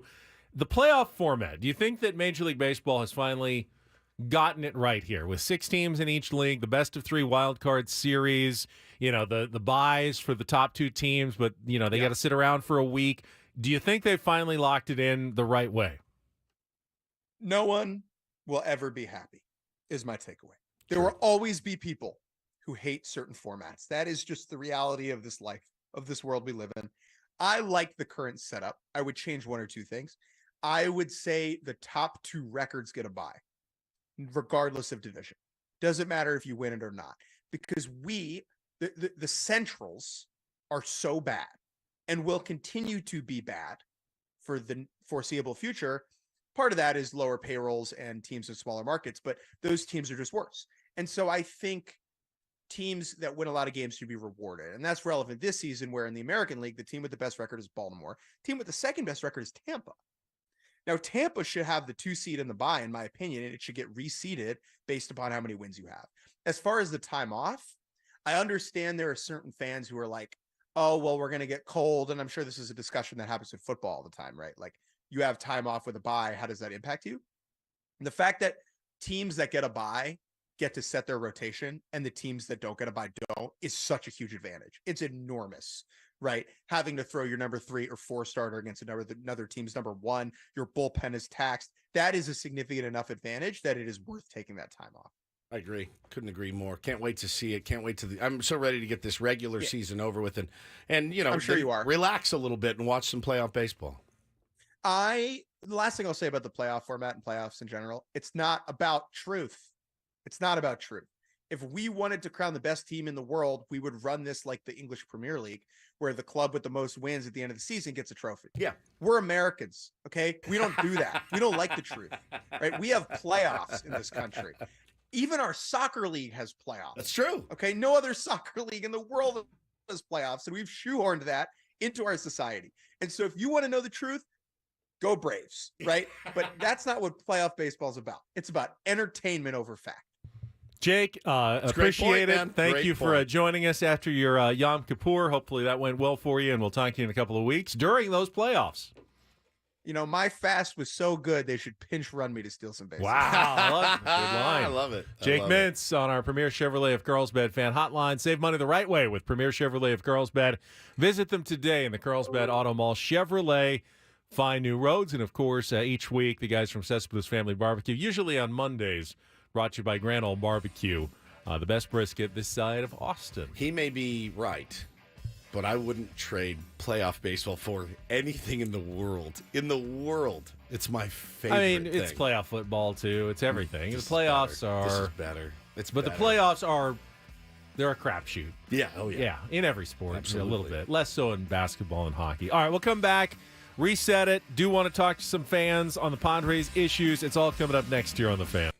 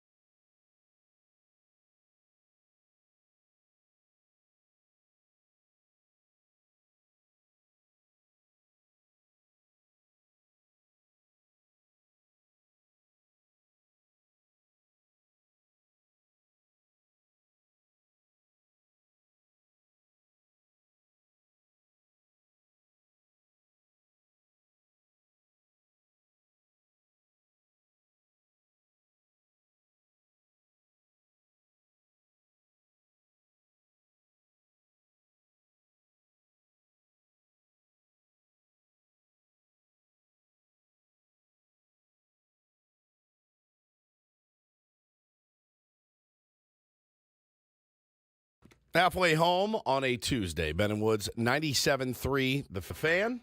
Thanks for being here with us. I tweeted from the Ben and Woods account. No, we're not in the playoffs. And yes, you still have to listen. And no, we don't expect you to do everything. Did you throw that Kevin James meme in with it as well? I did not. It's all over the place. I love it. I don't totally understand where it's coming from and why it's inundating my timeline right now. Does everyone know what I'm talking about? How could you possibly not know what it's everywhere? He's looking like sheepish. The cat who just ate the canary a little bit. Sheepish. Yeah, that's he's sheep. looking very sheepish. Got a sheepish look. It's got to be 20 years old. This is like at least early King of Queens, like way back when. And yet I see it 47 times a day, at least, on social media now. Just for the last, 3 days. Yeah, since the weekend. And I don't know who did it. I don't know where it started. But I'll tell you what, there hasn't been one Kevin James meme that I have not snickered at. Not one. Everybody that's used it has used it properly. I've been afraid to use it because I don't think I would use it properly. It's laid me out every single time I saw it. Every single time. It's just fantastic. I'm Woodsy. That's Paul Reindl. He's our executive producer. Benjamin Higgins, your friendly neighborhood sports anchor as well. We are Ben and Woods. I need to remind everybody, this hour on 97.3 The Fan is brought to you by The Farmer's Dog. Fresh, human-grade dog food delivered right to your door. From better poops to more energy. When you switch your dog's food to The Farmer's Dog, the effects can feel magical. What sorcery is this? None at all. It's just real food made for the health of dogs. Get 50% off your first box at thefarmersdog.com/no magic. All right, Can I just... What's up? I thought nothing was funnier than hearing Ben say healthy poops or better poops or whatever it says in that copy. It's like the Kevin James meme. I laugh every time he says it. We've been reading Farmer's Dog liners for a couple of weeks now. It makes me laugh every time. I don't write them. I just read them. Yeah. I thought nothing was funnier than Ben. So until yesterday, I was getting into my car. I was driving home, and I had 97.3 on the radio, and Coach Quintero was coming back from break, and he had to do a line. He's doing these Farmer's too. Dog. Oh, yes. And this might be my favorite thing that has ever gone over these 97.3 airwaves. The effects can feel magic. This hour of the John Quintero Show is brought to you by The Farmer's Dog. Fresh, human-grade dog food delivered right to your door. From better poops to more energy. When you switch your dog's food to The Farmer's Dog, the effects can feel magic. Ben and Coach, simpatico, right? Both went to the same high school, Torrey Pines High. Correct. Very serious broadcaster / journalist types, right? Yeah. Take the job seriously. Yeah, absolutely. You cover it all. Not saying that you don't take the job seriously. You just have a different I take the job approach seriously. as to what the serious part of the job is. Yeah, correct. But Better poops? Better poops.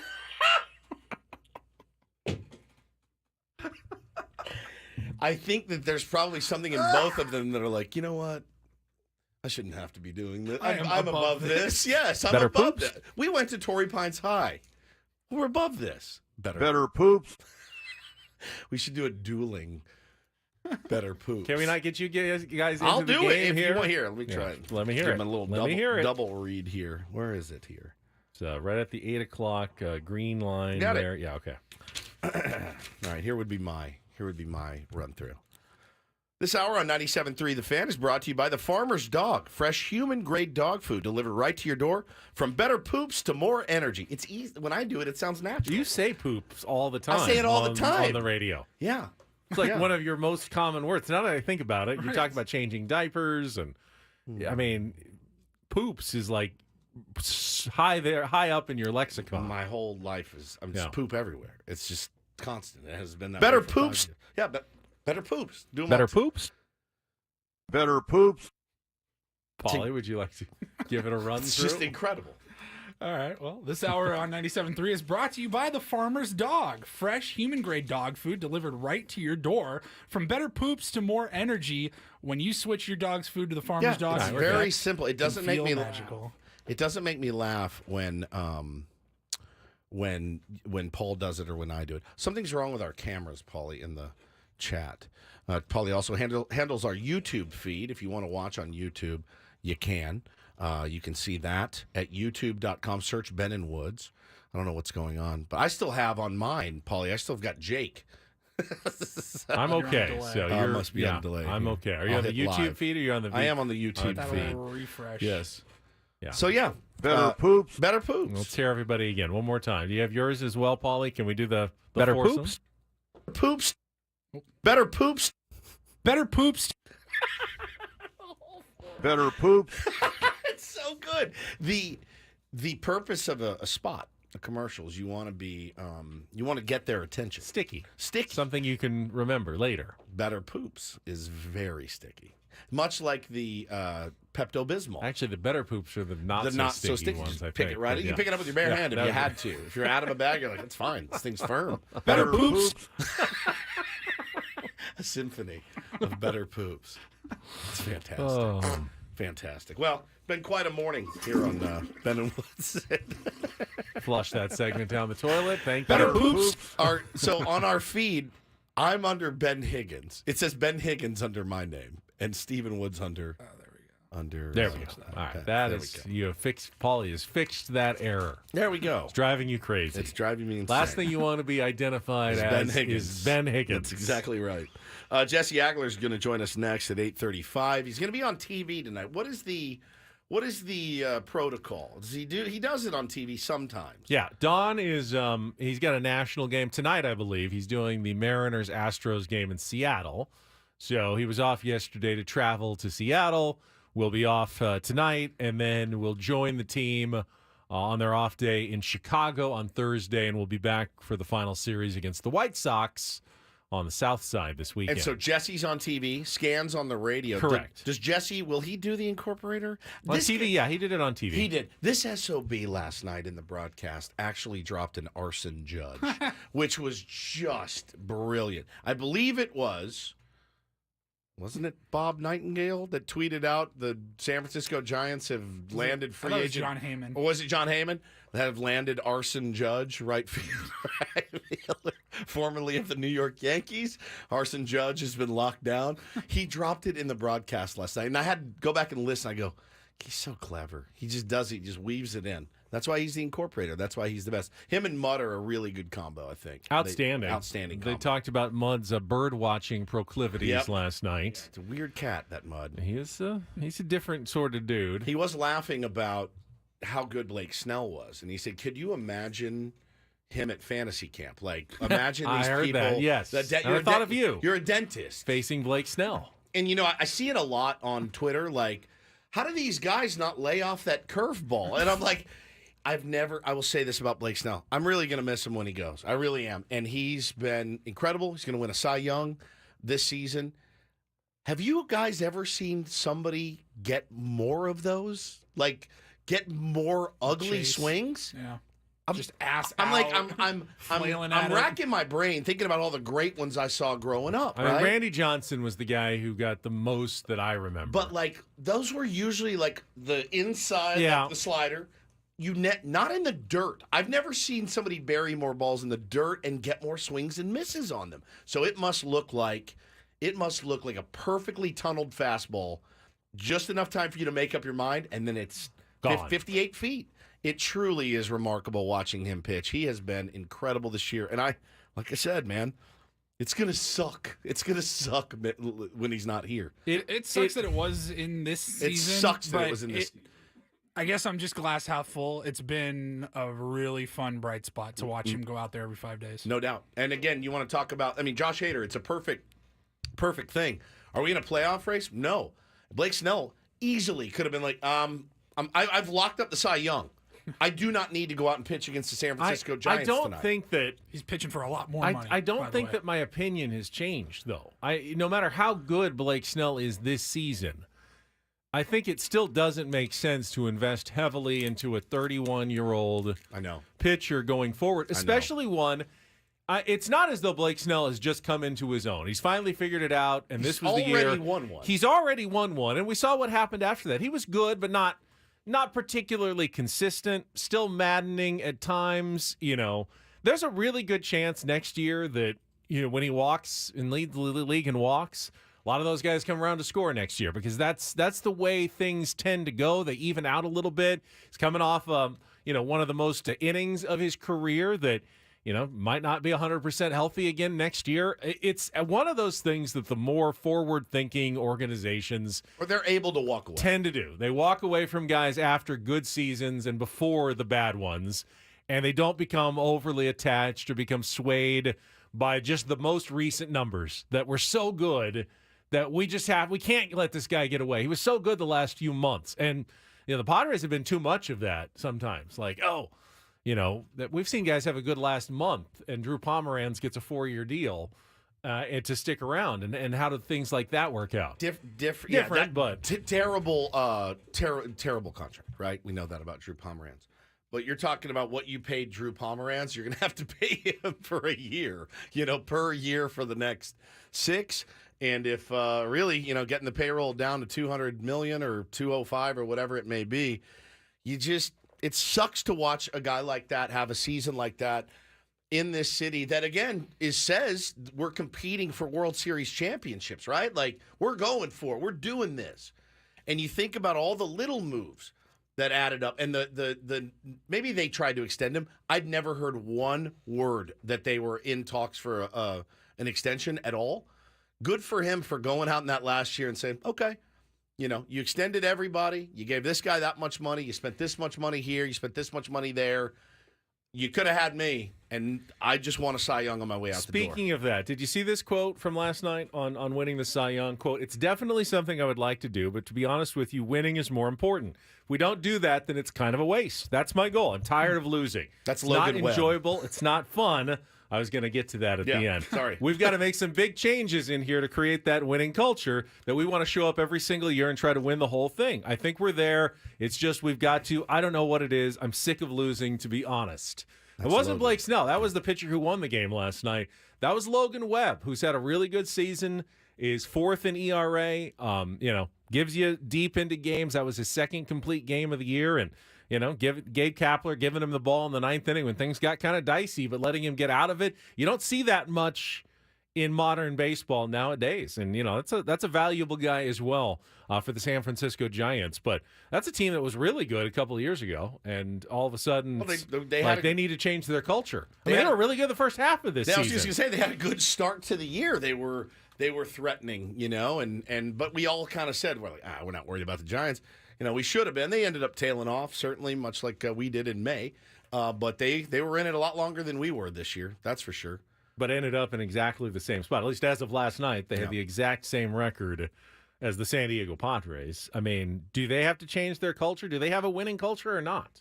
I think they have a weird culture, and they were talking about it on the broadcast last night. I'd love to be able to talk to who's our guy up there that writes for the Chronicle, or is it The Athletic? The Athletic is Grant Brisbee. Grant Brisbee is incredible. We've only gotten him one time, and he was brilliant on the show.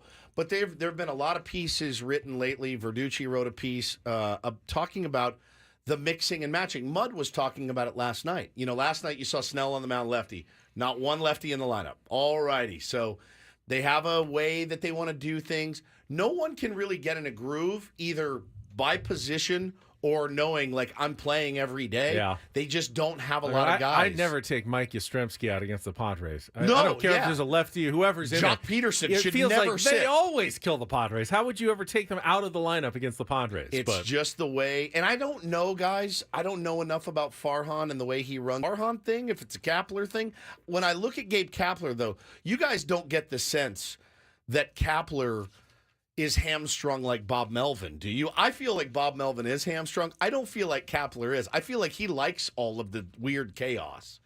I feel like he likes it, but I can't imagine that he's coming up with all of the. Gabe Kapler he's a former player, came up, in the same time as all these other guys. I can't imagine that it's his idea that all these matchups, those are coming from analytics guys in the front office. Yeah. It's got to be.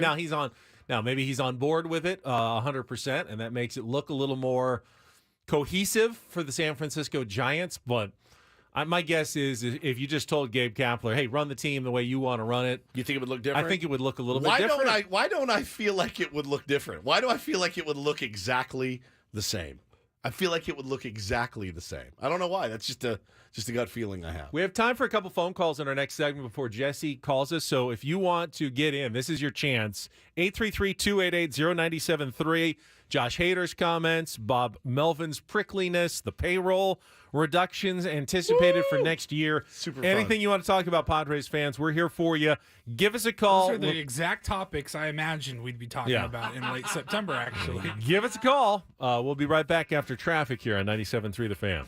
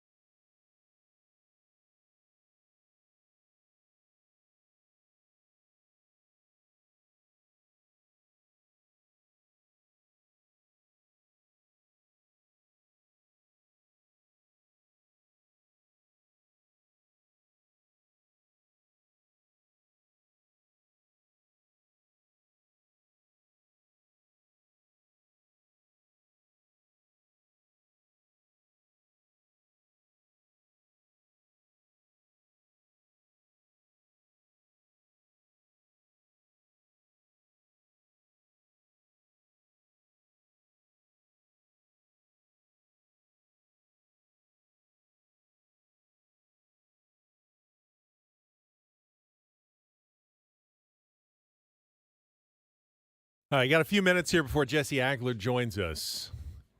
Through a lot of Padres topics out there this morning. Josh Hader, usage or lack thereof. Padres payroll issues. Our phone lines are open, 833-288-0973 if you want to join Ben and Woods. I see them blinking. Let's go out to the calls. Let's start with Alfredo. Welcome to Ben and Woods on a Tuesday on 97.3 The Fan. Hello, Alfredo. Good morning, guys. How are you? Good, buddy. How are you? I'm good. I'm good. But my God, can the season be over already so I can start complaining about next season? Dude, seriously. I mean, Hader, bye. He can leave. He doesn't want to be here. That's fine. I'm gonna miss Snell, but go get his bag. I mean, like, I wish Bob will. I hope they let Bob stay. He seems like a very good manager. He's done great. I don't know, man. Like, it's just, and also Suarez. Like, Suarez and Garcia kill me every single time they go in. It's just like, but we don't have anybody else to throw. I don't know. It's just like when you're at the brim and everything, like the next drop's going to spill it over and it doesn't, and you're just still at the brim, and it's that tension that's just like, oh my God, make it stop. That's where I'm at. It's a great point, man, and I think everybody is feeling that way. And I think the fact that we still have how many more games to cover, I'm like, oh my God. I feel like there's a wider range of opinions on Bob Melvin than just about anybody in the Padres fan base. I think with AJ Preller, I think everyone acknowledges AJ has his strengths, AJ has his weaknesses. Some may think he needs to go. Some may think it's okay if he stays, but I feel like everyone kind of knows what AJ's about. Bob, I see the range. I mean, you and I don't feel like there could be a better manager that the Padres could find. I really think Bob has done an excellent job. I don't blame him for the season that has happened. I actually credit him for sticking it together as long as they have and still actually playing well in September. But I see on my timeline people who think Bob Melvin is an utter buffoon. Oh, I get that daily. I get it too. Like Padres fans who think that Bob Melvin is as bad as a first-year manager who doesn't know any idea of what he's doing, never played baseball. You could have pulled him out of a movie theater and said, manage this team, and another guy could do better. And I don't get that. I really don't. It's hard for me to wrap my head around. Everyone's entitled to their opinion. I saw one last night, like, why is Ji-Man Choi not being pinch hit for, right? So I actually had you call it up this morning, Ben. And I said, well, if you watch the game, he's 0 for 23, 24 to get his Padres career started, which sucks. I mean, what a bummer. Will he get a hit before his Padres career ends? We're on Panda Watch here. Like, remember, that's like the biggest thing we have now. Yeah. So this is it. Hit watch for Ji-Man Choi. First ball he hit was 105 miles an hour. The next ball he hit was 101 miles an hour. The ball after that was 99.9 miles an hour. The one after that was 103.6 miles an hour. If I'm Bob Melvin and I'm seeing those swings and I'm hearing that contact, righty on the mound, sure. Like, it's not even a question for me, right? Like, I see those swings. He's barreling the ball. Who did you want them to pinch hit with, by the way? A Zokar? Put a righty? Righty. I mean, again, like, I think sometimes... It's a question I was thinking about earlier. Who's the best bullpen manager in Major League Baseball? Changes from year to year. Who you would say Brian Snitker, right? Maybe because his team's doing the best. Right. I don't know. I know that managing a bullpen in hindsight is moronically easy. Anybody can do. Oh, you should have gone to Kirby Yates there instead of so-and-so, right? Like, it just, with what he's been given, with the weird injuries that have come up this year, with the inability to get a single with a runner on third base or second base a billion times this year. I mean, other than him going out and, like, putting guys on the tee and saying, look, you want to get your hands in. I don't know what else he can really do. Has he made some mistakes this year? Absolutely. Absolutely he has. There's a couple instances I'm like, bro, what do you... This, him again or whatever, Garcia, this, that, and the other... But I can justify most of the moves after the fact. Dave Roberts makes a ton of mistakes, but his team still wins a ton of games. I mean, he gets bailed out by his team all the time, and I think there's a wide swath of Dodger fans that think he's a horrible manager, and he's winning the division every year. I mean, I think he's horrible. He has had some teams where I'm like, oh yeah, Ben, you could have managed those teams to 100 wins. I mean, they were that good. They were that professional. They stayed that healthy. But I think in this case, man, I understand if that's how you feel and you're ready, again, for every 2 years, a new face to come in here. That's not the recipe for success. And whoever the next guy is, I don't know that he's going to be more qualified than Bob Melvin. So let's get Matt in before the bottom of the hour here in Jesse Agler. Good morning, Matt. You're on with Ben and Woods. Good morning, guys. I have a question for you about Bob Melvin. Shoot. So you guys all remember the movie Moneyball, right? Oh, yeah. And Art Howe used to say the lineup is mine. Is that the same way with Bob Melvin? Does he get the lineup, or no. Is it being AJ? Well, we don't know for sure. I doubt. But what's your opinion?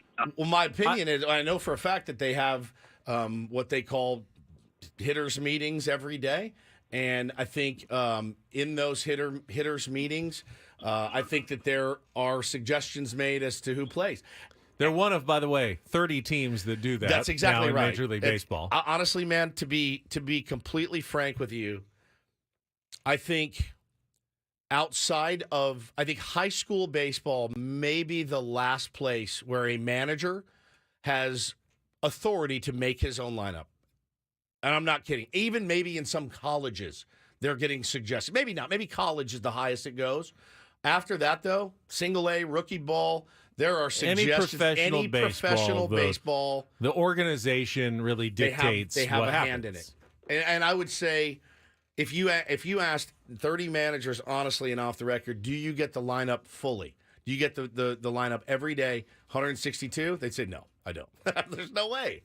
No, hopefully there's some collaboration going sure. on. Like, and I think collaboration I just talked to so-and-so, and he's hungover. He's not feeling it today. We need to switch something around here. And, hopefully you don't have a front office that goes, doesn't matter, numbers say he has to play. He's got to play. So you got to have some flexibility and collaboration.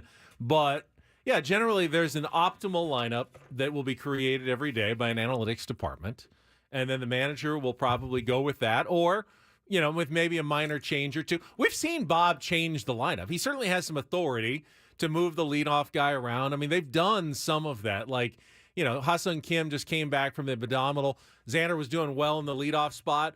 Analytics would always say, well, you go right back to Ha-Sung Kim in the leadoff spot, because that's what it said we were doing earlier. But no, he was okay leaving Xander up there because he was hot there. I mean, so there is some feel to it, and I'm sure the manager has some say to it there as well. Sure, yeah, I think there's he's part of the collaboration, but I don't think it's his fully. Like, his opinion is valued, I think, but I don't think it's one where you're like, no, you got the And again, I feel like if I was a GM and I hired a Bob Melvin, that's the one. If it's Jace Tingler, I might have to throw my 2 cents in. I feel like if it's Bob Melvin, I'm like, good, this is off my plate. And if you F it up, it's your ass. That's it. It's simple. If I'm a manager, though, and I'm a good modern manager, I also want to know, because I'm not going to know inherently every single number matchup. Like, no. I'm glad you Here's your info. I'm glad you let me know that this guy is really good against so and so who's throwing tonight. Let's make sure that we get him in the lineup. Yeah. Here's your info. Also, take in what you've seen, what you know, what you've heard. Talk to your bench coach. Talk to whoever. Here's your info. Here's the numbers, the matchups. I'm out. I'll be in my office if you need me. That's it. Yeah. I'm not going to be like, he needs to bat leadoff and he needs to be behind the dish today and blah, blah, blah. You see that stuff all the time. And if I was a manager, it would drive me crazy. I don't like when Adam tells me one thing to do on this show. Not one. Hey, you need to cover this. He's never done it. He's never said you need to talk more NBA. If he did, I don't know that I'd want to work here. I say that. Yeah, you say that. Actually, we need to talk to Jesse Agler. Even more if we could. He's going to join us from the city by the bay. Coming up next, our weekly chat with Jesse on San Diego's #1 sports station, 97.3 The Fan.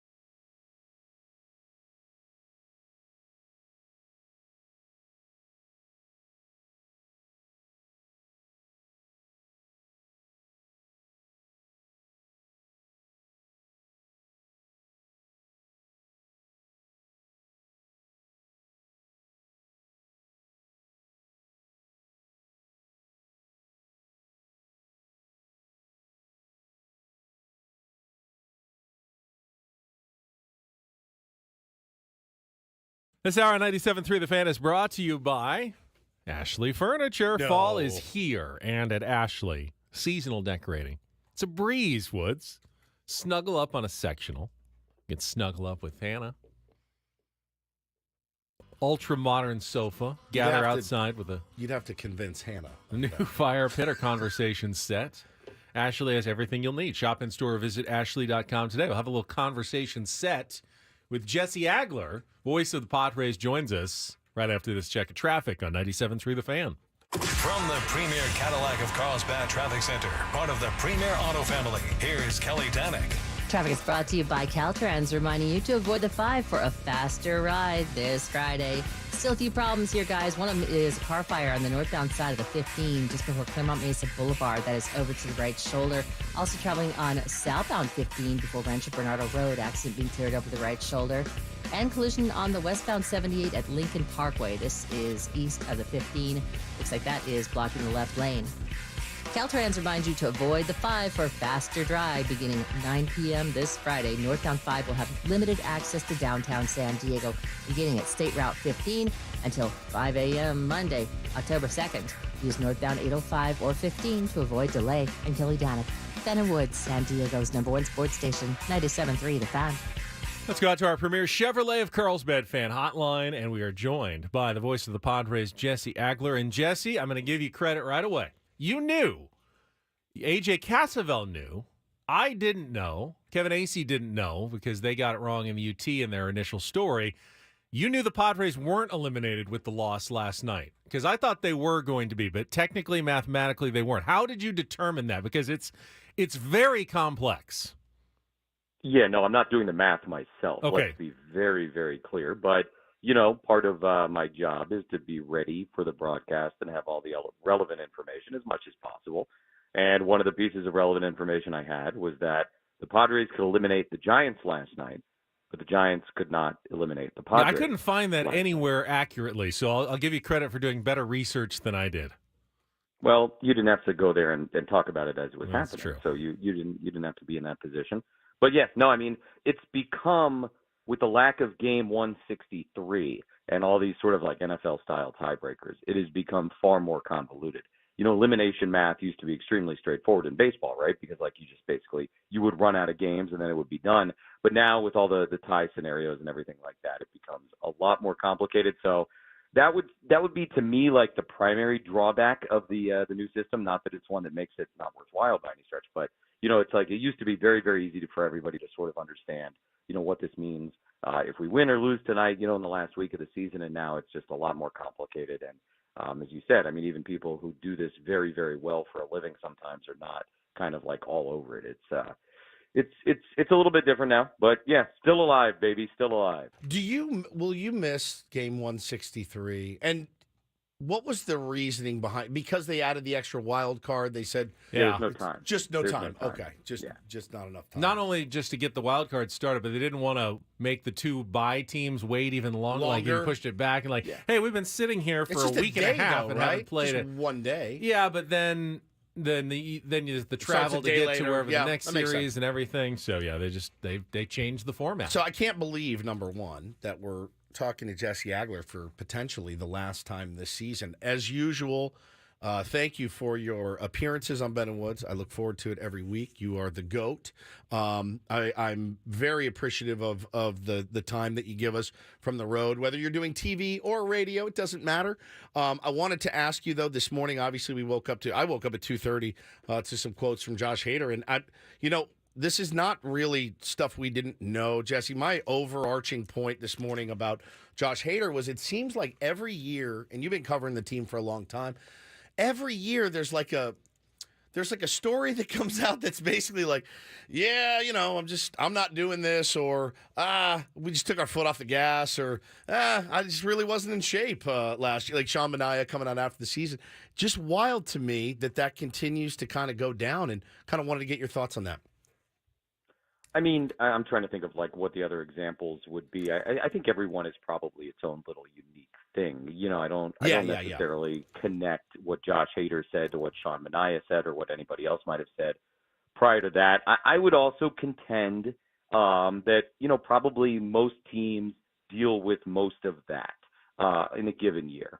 Not every team. I'm not trying to say it's like a 30 for 30 situation. But you and I and Ben and everybody listening, we don't follow like the Cardinals drama the way we're following the Padres day in and day out, sure, or the Blue Jays or whoever else, right? So like this kind of stuff probably does happen and does come out with other teams. And again, I'm speaking very generally, not specifically about Hader. But, you're right. Last night, what we heard from Josh Hader was not new news. I think the three of us, the four of us, Paul, had a conversation about this at some point, like in July. It's sort of been out there. It's sort of, not been screamed from the rooftops for a lot of understandable reasons. But it's been something we've known about. It's just kind of the reality of the moment for the Padres. In my mind, I like to think that if, the Padres were not kind of on the brink of mathematical elimination last night, maybe it could have been a little bit of a different scenario. We'll never know. But yeah, I mean, this is what happens in baseball. You got a lot of people who have a lot of different positions that they are in, and that can impact things. And it's not just Josh Hader. And so this has been one of the things that the Padres have had to manage all year long. We all have our thoughts on that. But beyond that, I mean, like anything else in sports or in life, if you're going to be in a position like that, somebody else got to step up. And sometimes that happens, sometimes that doesn't. And that's just kind of where it goes, I guess. Yeah, I've got a broadcastery question for you, Jesse. I noticed first batter of the game last night, Xander Bogaerts hit a little infield dribbler that died on the grass. And you made a quick comment about the long length of the infield grass in San Francisco. And I just got to wondering, how well do you have to get to know each of the other ballparks you visit, like the quirks, and what kind of research do you do? Do you have some observations on the differences between parks that you've noticed as you've gone through your travels? So a couple of things. One, I travel with a tape measure and one of those laser golf distance measuring things. So I go out to home plate before every game. Yeah. No, I mean, look, it's mostly just sort of like you do it enough and you start to pick up on that kind of thing. For me, also, one of the great benefits is working with Tony most nights on the radio. He is like unbelievable at picking up this kind of stuff. When you remember the game in April at Citi Field, when those two balls stayed fair on Yu Darvish, which, by the way, looking back, might have been a sign, okay, that this wasn't going to be the best year ever. But when that happened, Tony was like all over it and pointed out how, like they cut their grass closer to the foul line than most teams. Like there wasn't like a dirt alley between the grass and the line the way there is most other places. And while MLB has really, really gone out of their way, especially this year, to make sure that infields are all the same kind of shape and size, which was not actually the case, there's still some little quirks like that can impact things. Obviously, stuff like outfield dimensions and angles and wall heights, that's a little bit more obvious to pay attention to. Same with, backstops. And while, there's no old school Dodger Stadium anymore, except for Oakland, I guess, where it has, sort of so much more foul territory than anywhere else. You do have different surfaces back there. Like, is the backstop padded? Is it brick? Is it stone? Because that can kind of impact some things as well. So, again, I'm not going down there with, like, my binoculars and a windsock to try and figure things out, but you do get a little bit of a sense doing as many games as you do of the way these go. And, yeah, the grass here is fairly lush and thick, and you saw that play out a couple of different times in last night's game, including that long throw that Luciano, the shortstop, made for the Giants. That was beaten out later in the game. Mud was all over that one. So, yeah, I mean, it's just kind of, look, so much of this job is like just kind of noticing things and picking up on patterns. And, my messed up brain is kind of wired to be able to do a decent job of that. So, it's just kind of things you pick up along the way, I guess. Are you good at like tells and stuff? Are you good at like he's tipping or he's doing this for the? I know what pitch is coming every pitch every game. Well, then you're in the wrong business, buddy. Yeah, no, seriously. You know what's funny is I had a great conversation with Mark McGuire a few years ago when he was on the Padre coaching staff about tipping, and apparently he's one of the guys. And as you guys probably know, it seems like on every team there's some handful or small handful of guys who are like savants with pitch tipping. Mark McLemore, world famous one. Yep. There you go. Right. Like there's just these guys, and apparently Big Mac was one. And I mean, in his opinion, and not everybody agreed, obviously. In his opinion, like everybody was tipping all the time. He's like, yeah, I just need, I can figure it out. I just need a little bit of time. But it also shows you the reality of like how hard it is to hit a baseball. Yeah. Is that literally you could know what's coming and it doesn't matter. It just doesn't matter. You know, I mean, like you're gonna like a guy I know, and I don't know if it's like a public story. Like used to say that like they had Randy Johnson figured out, and there's like one at bat like a teammate of his had, and the guy ends up striking out, but he came back to the dugout like all excited because he's like, I had him, you know, I knew what was coming every single time. Like, so I mean, it's not even half the battle, I think, especially with a lot of those high end pitchers. Jesse, you get to call a lot of home runs, you know, sometimes multiple ones a game all season long. How fun was calling Fernando's home run robbing catch on Sunday? A lot of fun, man. He's just been I think we need to really all have an even deeper appreciation that this guy is going to come in off of missing an entire year, then missing the first 3 weeks of the season, playing what's essentially a brand new position. And not only is he going to win the Gold Glove out there, he might win the Platinum Glove as the best overall defender in baseball.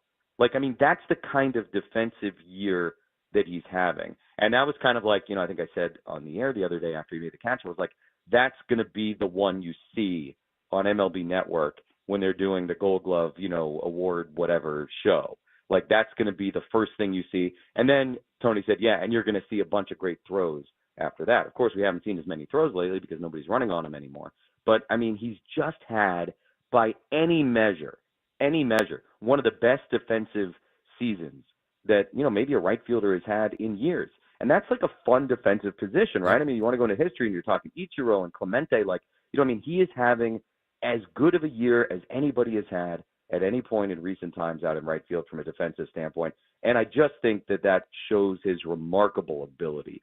He's going to become, again, I assume, you know, the first Padre to win a Gold Glove while playing mostly that position since Tony in 1991. Amazing. I mean, that's like such a cool thing going on right now. You know, there is a tell when a play is truly spectacular when you're listening to Jesse and Tony. I mean, here it is right here. Here's a high fly to deep right. Fernando at the wall. Leaps up. Oh, he made the catch. The Tony Gwynn he tips. exclamation. Yeah. You know it was something spectacular. I got him figured out. Or when a ball is hit particularly long, like over 420 feet or so, I'd say there's an ooh. That's my favorite. Tony. It's our favorite bit.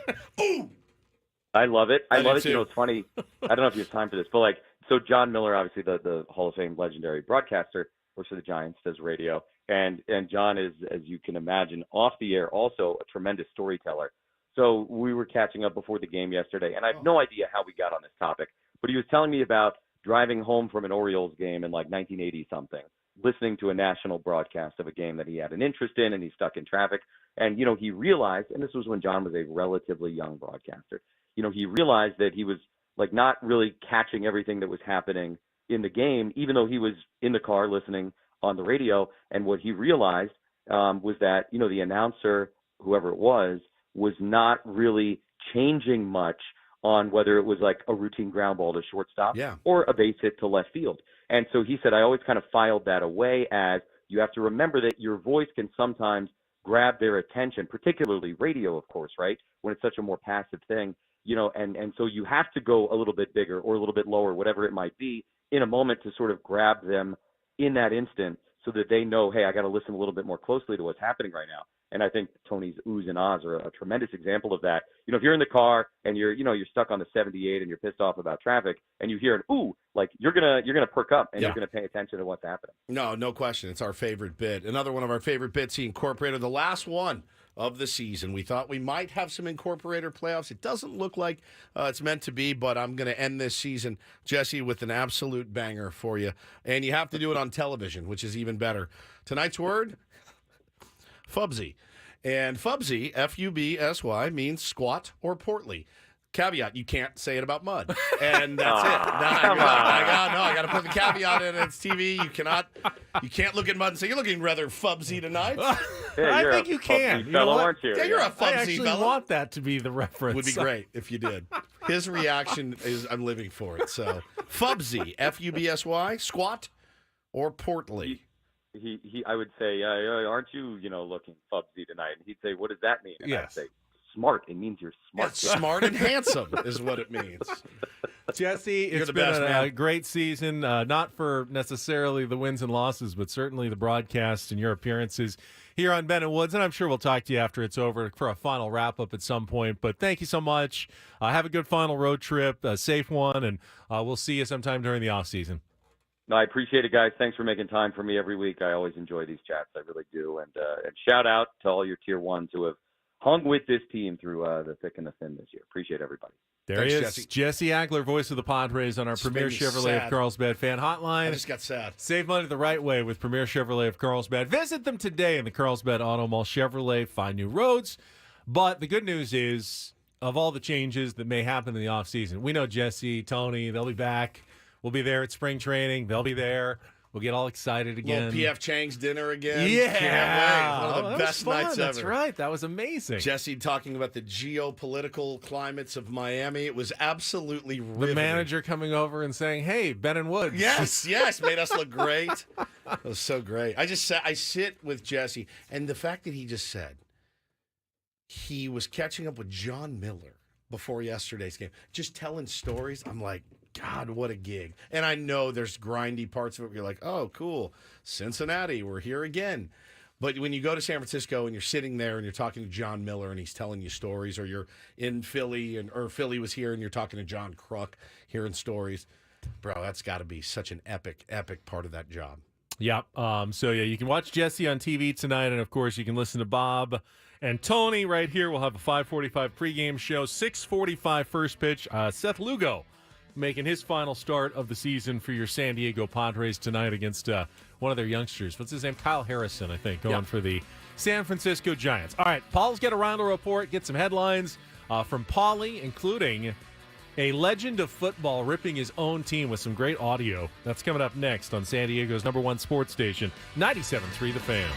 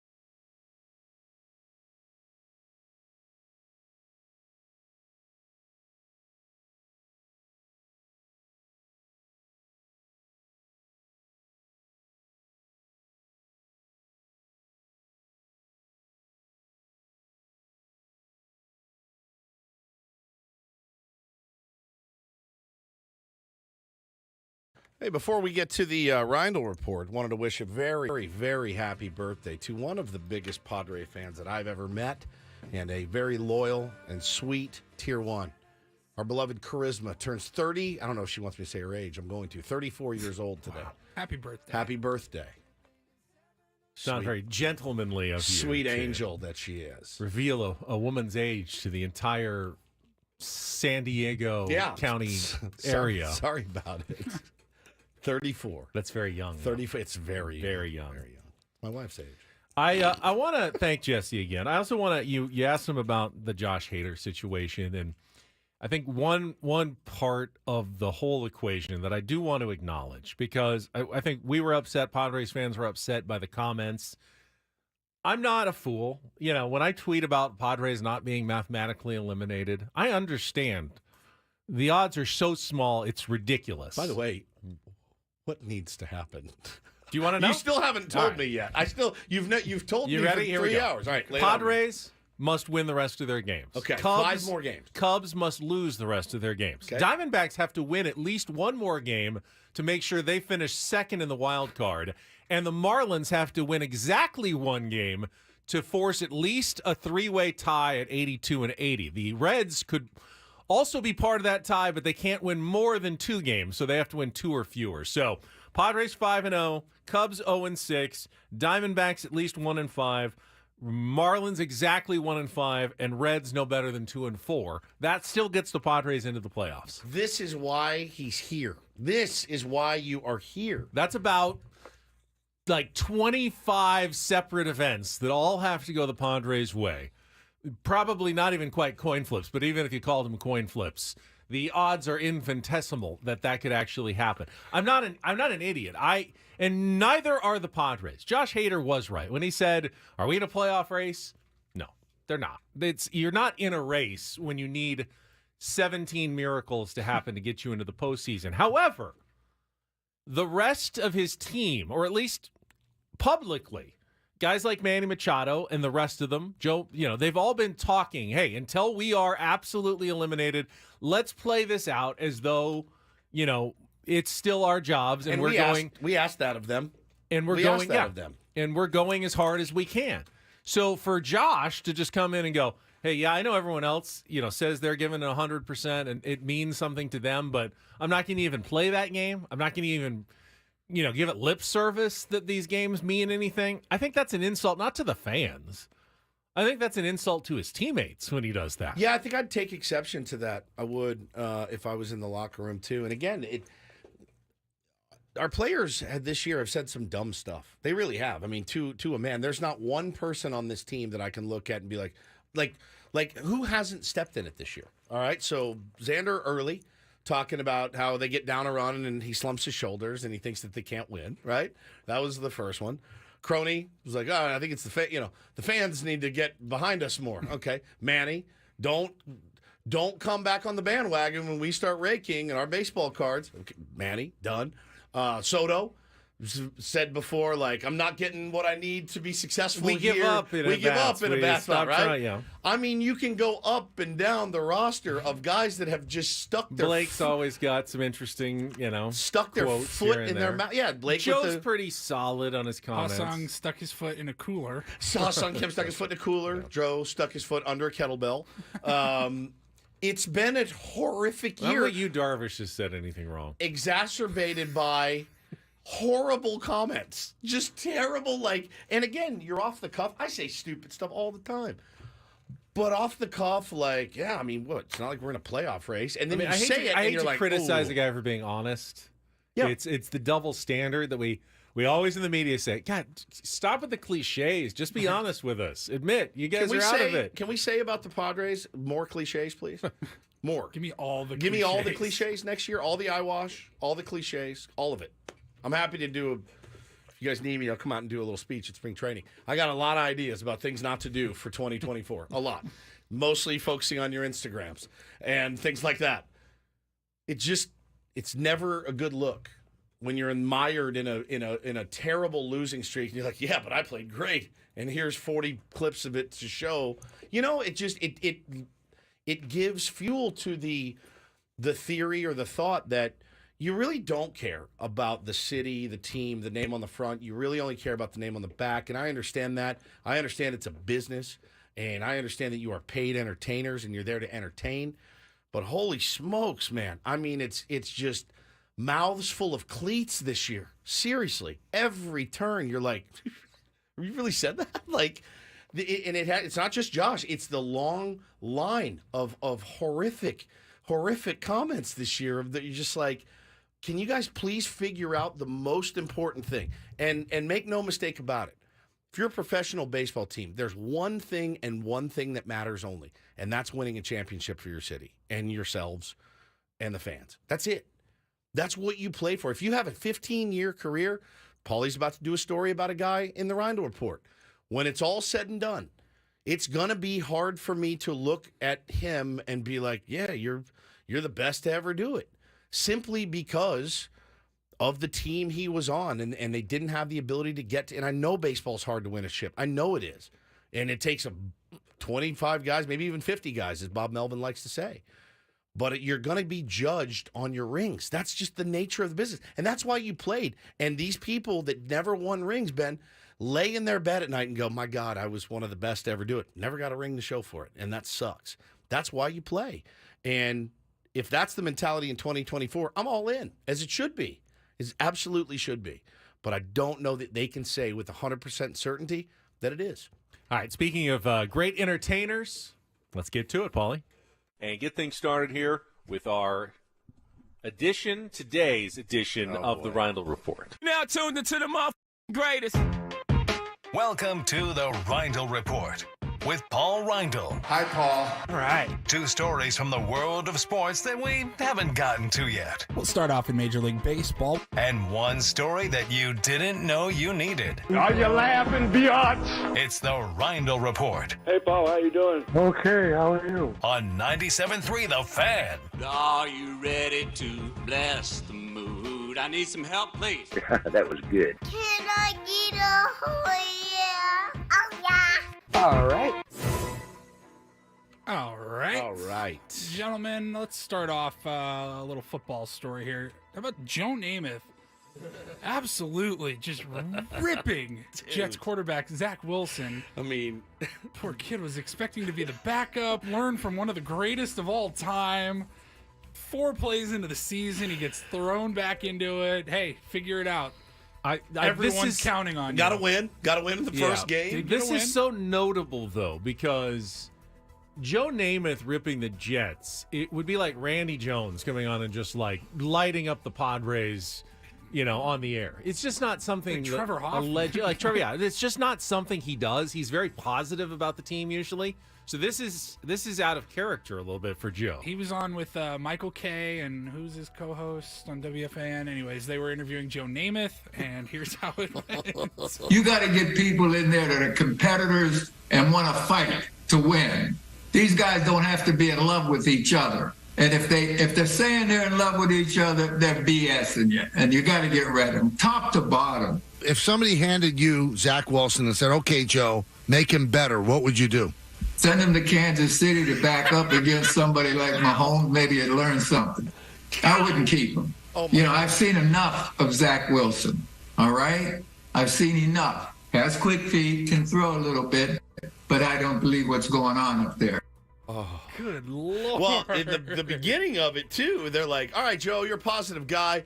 Let's start with something positive. And he's like, nothing. I saw nothing. There's nothing positive about Zach Wilson. I was like, oh, my God. Yeah, it would. It would be like getting Hoffy on today and him being like, no, these guys are dog ass. He may tell you that in private, but he's not going to come on the airwaves and say it. Holy Joe Namath crap. Don't care. He does not care. Hey, has anybody milked one Super Bowl championship more than Joe Namath? And by the way, he didn't just win a Super Bowl, though. He guaranteed it. True. He guaranteed it. They were huge underdogs, and he won it. It's instant legendary status. He threw more picks than touchdowns in his career. I mean, I love Broadway Joe. Him in the fur coat, one of the coolest things I've ever seen in my whole life, ever. I guess if you get one, that's what I was just saying about rings. You got one. They can't take it away from you, man. And but I thought that's fantastic. I feel like if you're Michael Kay, you live for that. Dude. I feel like Trent Dilfer never got the Joe Namath bump from winning his Super Bowl. What about Joe Flacco? Yeah, those guys. But Joe Namath, he has squeezed decades out of that one. I mean, like 4 decades out of it. Brilliant. All right, Major League Baseball, Mike Trout. That's who I was referring alluding to. He met with the media yesterday in front of his locker. Was it for the last time as a Los Angeles Angel? I don't know. He's so good with the media. He played this perfectly. Yeah, here's a little bit of it says here an emotional Mike Trout. Are these emotions because of the frustrations of this year, or is it compounding because of the injuries? I just want to be out there. Yeah, the injuries. That sucks. I mean, like I said, all the hard work and stuff, and just freak stuff happens. So, but trying to stay positive. So, came back probably sooner than I should. I wanted to be out there with the guys. Pushed it, and it was just sore. I was just uncomfortable. When I came back, I was in pain. My swing wasn't right. Wasn't myself, and just trying to. I was taking it day by day, for the soreness and just the discomfort to go away, and never did. Now, giving it, a few extra weeks off, it's going away. Starting my swing process. I've been swinging.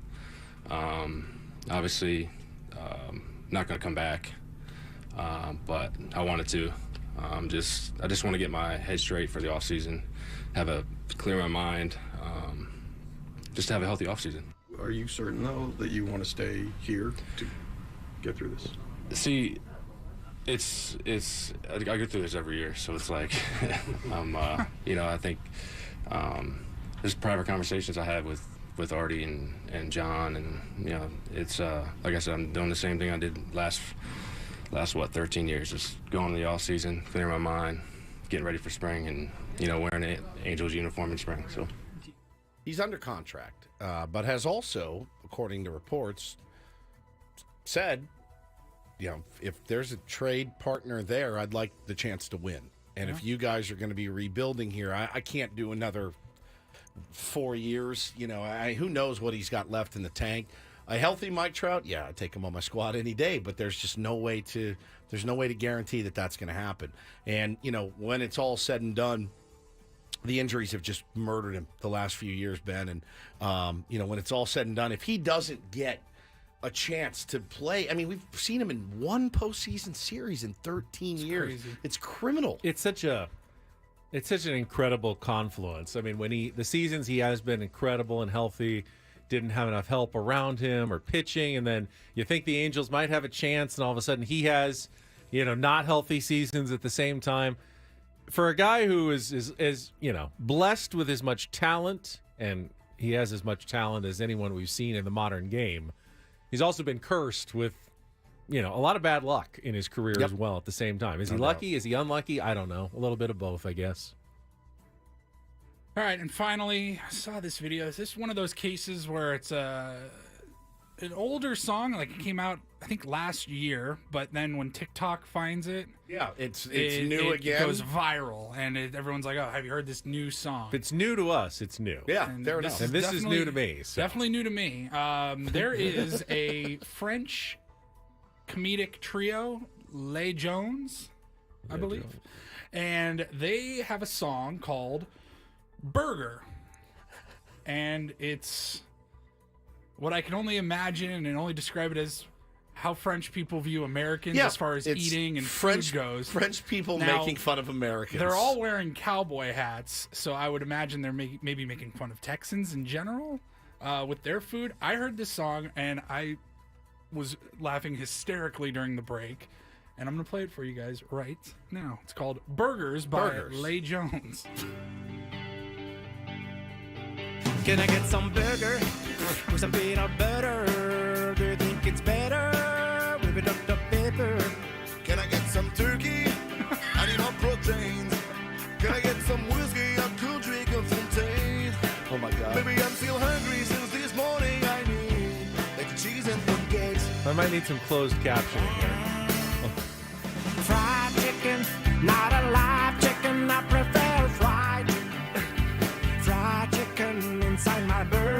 Fried chicken inside my burger. Heard that one. Because I love fried chicken. Fried chicken. Baby, I just love the taste of the chicken wings. Just love the taste of the chicken wings. Yep, that's true. I don't want a candy. I want beef, chips, ribs, and burgers. I want what? Beef, chips, ribs, and burgers. Oh my God, they're brilliant. Their chorus is, I don't want a candy. I want beef, chips, ribs, and burgers. Somebody says, it's like if we made fun of French people by wearing berets, but the only place people wear berets is in Paris. So we'd actually be making fun of Paris, not France. The video's funny because all they do is talk about things and that then are we awesome. sing, I want some foie gras, I want some baguette.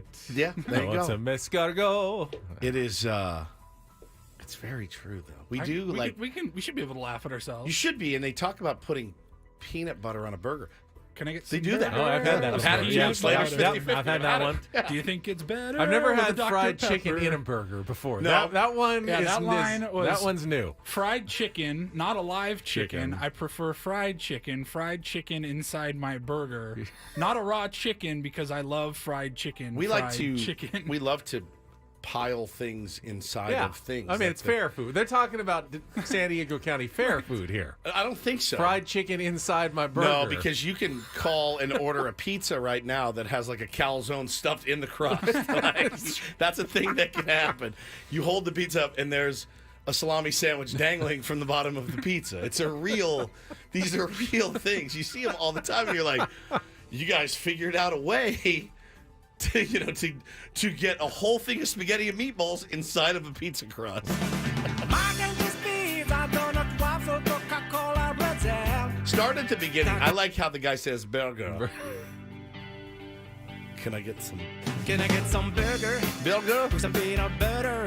It's fantastic. It's better. Okay. It's an earworm, Paulie. I'll be singing a stupid song for the rest of the day. I'll be in the gym singing, Can I get that burger? And a pizza before you get some burger. God, that's fantastic, dude.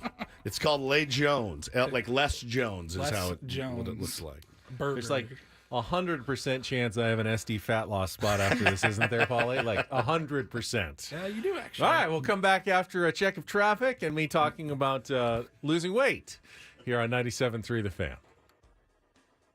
Can I get some burger?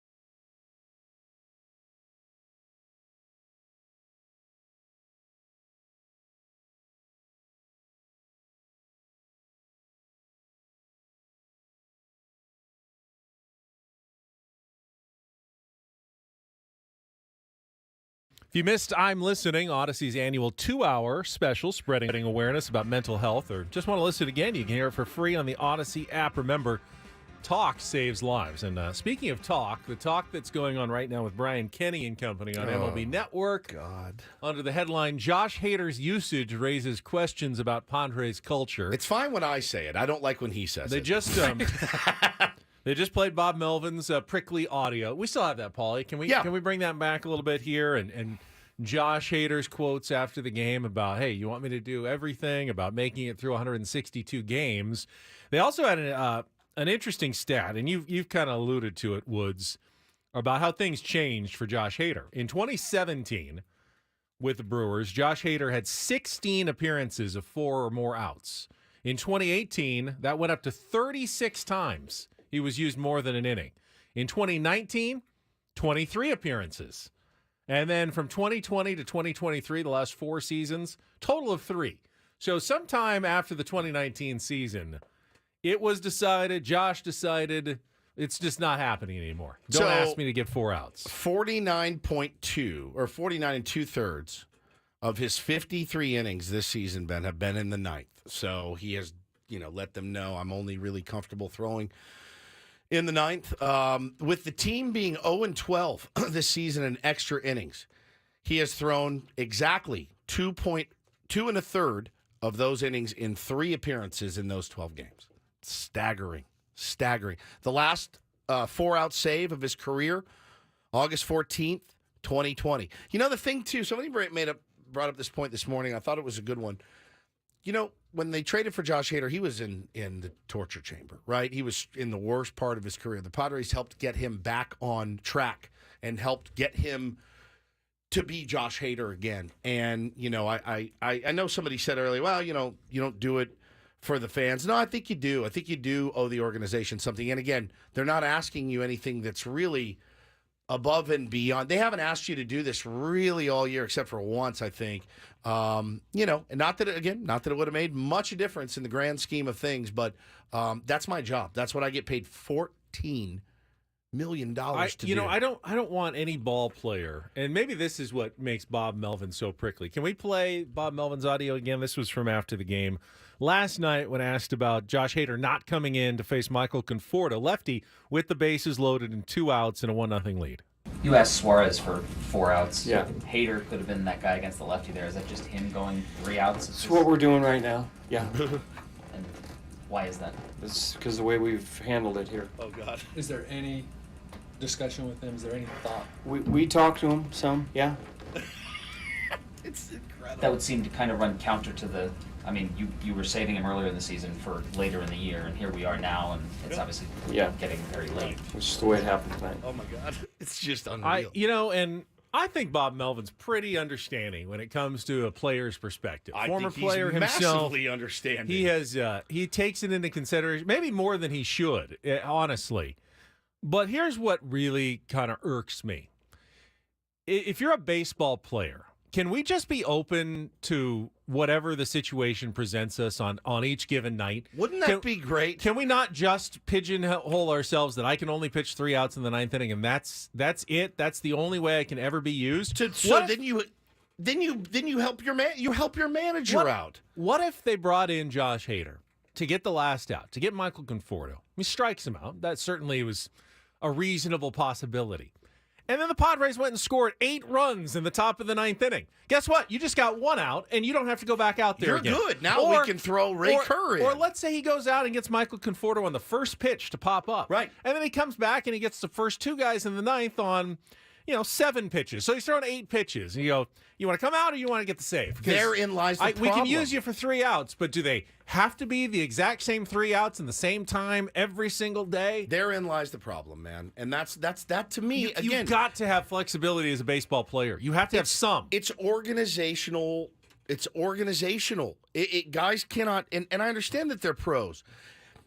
I understand they make a lot of money. They make a lot more money than the manager. But there has to be something. There has to be something where they want it. They want it as bad as the fans. They want it as bad as their manager does. Bob Melvin's not going to put his guys in absolutely horrendous positions and set them up to fail. He doesn't do that. Manny, we need you to play center today, and Juan Soto, we need you behind the plate. Right. He's not going to do that, and he's not going to do it to Josh Hader either. He's just going to try to win games, which is, by the way, good for Josh Hader. If he goes out and shows he can get a big out in the eighth inning, another save. Guess what? That probably helps him in contract negotiations this offseason. He doesn't look as inflexible. That's beside the point. I mean, the inflexibility is what, and again, it's probably not going to affect him $1 worth. Should it? I don't know. But if you're a GM, does it give you pause? I bet it gives a couple of GMs a little bit of pause. And yes, I bet it affects him more than $1. I bet it affects him. I bet it affects him. Well, he's got the track record. Now he's going to get a lot of money. Don't get me wrong. But if he says, "Hey, I was waiting for a long-term deal. You guys gave me 5 years. You own me now. Here I go. Whatever you want." Right? I needed security. Maybe. I wanted the security. I was only $14 million. I've made 40 in my career. That said, I'm waiting for my bag. Now that I have my bag, what do you need me for? Use me however you want. Yeah, it could be. I wonder if that'll be the case next season. Because, hey, make no mistake about it. He's getting paid, and somebody's going to sign him. Will it be an overpay? I think automatically, yes. It's an overpay. All it takes is one GM to go, I don't know if I want to go down that road based on what I've seen to maybe lower the price. You lower the bidding war just a little bit. It could cost him money. At the bare minimum. If you're interviewing Josh Hader and you're wooing him as a potential free agent, it's the first effing question. Oh, yeah. Hey, so what happened? What happened? Hey, I know I've heard through the grapevine what happened with your deal in Milwaukee. I understand that's a crap situation. Just know, Josh, that's not going to happen to you here in Baltimore or wherever, New York, wherever it may be. But I got to know that I can count on you for 4 outs or 5 outs even. Can I? Yeah, you give me my bag, count on me for whatever you need. Okay, great. Sign here. I mean, that could be the case, but it certainly wasn't the case here. And I hate that the Padres are the ones that always end up on the short end of the stick of deals like this. Always. You know, and one thing we haven't really talked about is if you go, and we don't have time now, we'll do it next. I want to talk more about Kevin Acey's article, came out yesterday, laying out some of the guys that are going to be departing free agency. You look at some of the deals, and that's what kind of makes you bang your head in the wall and go, these contracts don't make any sense. And now we're losing all these guys that have had monster years. They don't make sense. And that's what we need to talk about. All right, we'll continue the discussion with Bennett Woods next on San Diego's #1 sports station, 97.3 The Fan.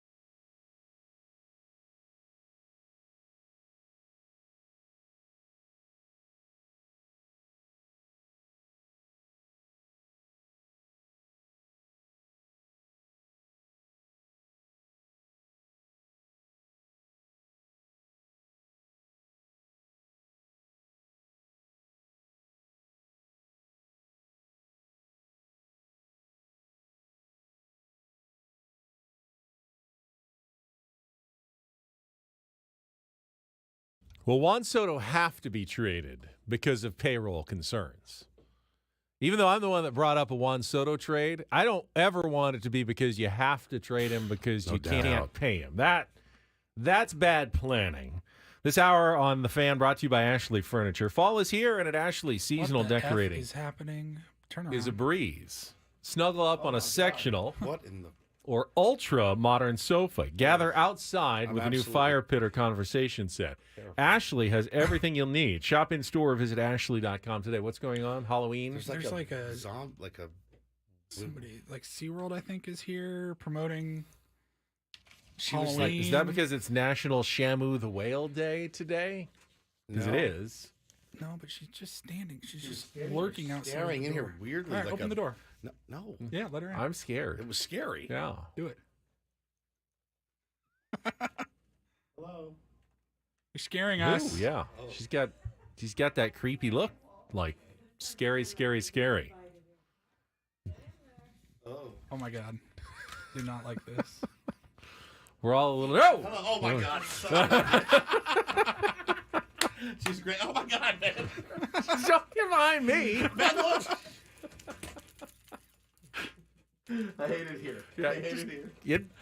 Can we share a mic? Yeah, we need to. Even made it to the event. We're not. You're not part of our event. Polly, you want us Away to with you. Away with you.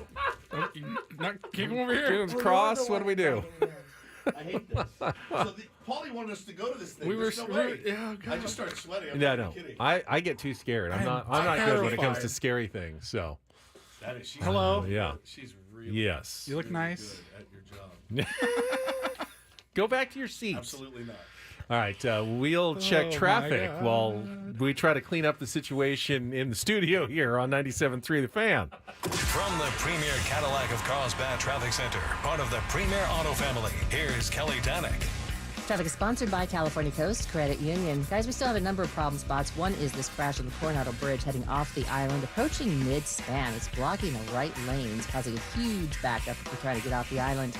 Also, vehicle over the side down the embankment on South 163 right at the 5. All that activity is over to the right shoulder. Watch out for some metal debris in the right lane on eastbound 52 before Mast Boulevard. Also, collision on the coastline, southbound 5. This is right before La Costa. It's in the second lane from the left. With MasterCard Local, CalCoast Credit Union members can earn 5% cash back on purchases made with CalCoast MasterCard credit and debit cards every time they shop at participating businesses. Learn more at calcoastcu.org/shop-local. I'm Kelly Danick with Ben & Wood, San Diego's #1 sports station, 97.3 The Fan. The YouTube chat is going bonkers. I am pouring. Jacqueline says zombie apocalypse happening. Feel my chest. Frijoles, ooh, you're sweaty. Dude. Frijoles says demons. That scared me to death. I'm not kidding. Santeria. Well, we don't practice it. We just go straight to the games. Wow, that was just something there.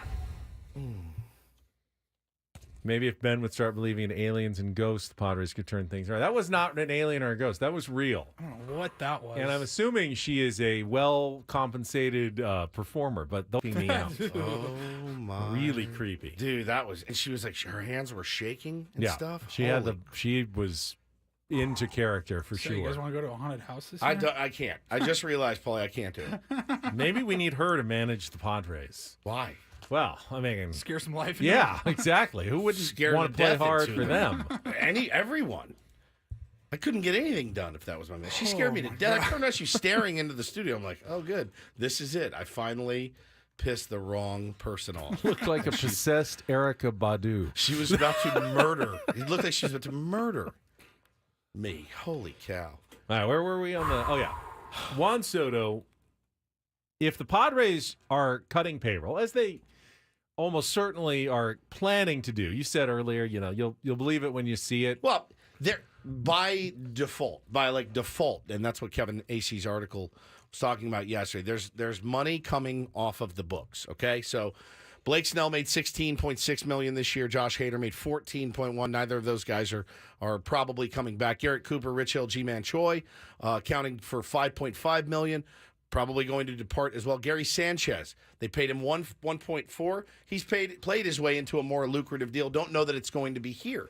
Luis Garcia is probably going to be allowed to test the free agent market. Pomeranz, $10 million coming off the books as well. That's more than $50 million. Oh, okay, right there. But you're also... You got to replace those guys. But some guys are going to get raises as contracts get bigger, like Fernando Tatis Jr. Arbitration players, Juan Soto likely to make about $30 million in his last year of arbitration. So if you keep everyone... Yeah, you'll save money on the guys that are free agents, but you're also spending more on the guys who are coming back. And you still, even if you cheaply replace players, you still have to replace them. You can't go into the season with 2 starting pitchers. Even if you let Michael Wacha, Seth Lugo, you let them all get away, someone has to pitch for you. So, unless it's all minimum rookie salary level players, you're going to have to find ways to cut costs. And one of those could be by trading Juan Soto. But as I said before, you can trade Juan Soto. I'm not going to be mad if you feel like that's the best for your franchise. If you get a really good offer and you feel like long-term, even though there's no way you're a better team without Juan Soto next year, but there is a way you could be a better team for 4 or 5 years based on, hey, we weren't going to sign Juan Soto and we were going to lose him after a year, and now we've got 4 or 5 players that could end up being part of our future at some point. You have to consider that. That's the Red Sox, how that worked.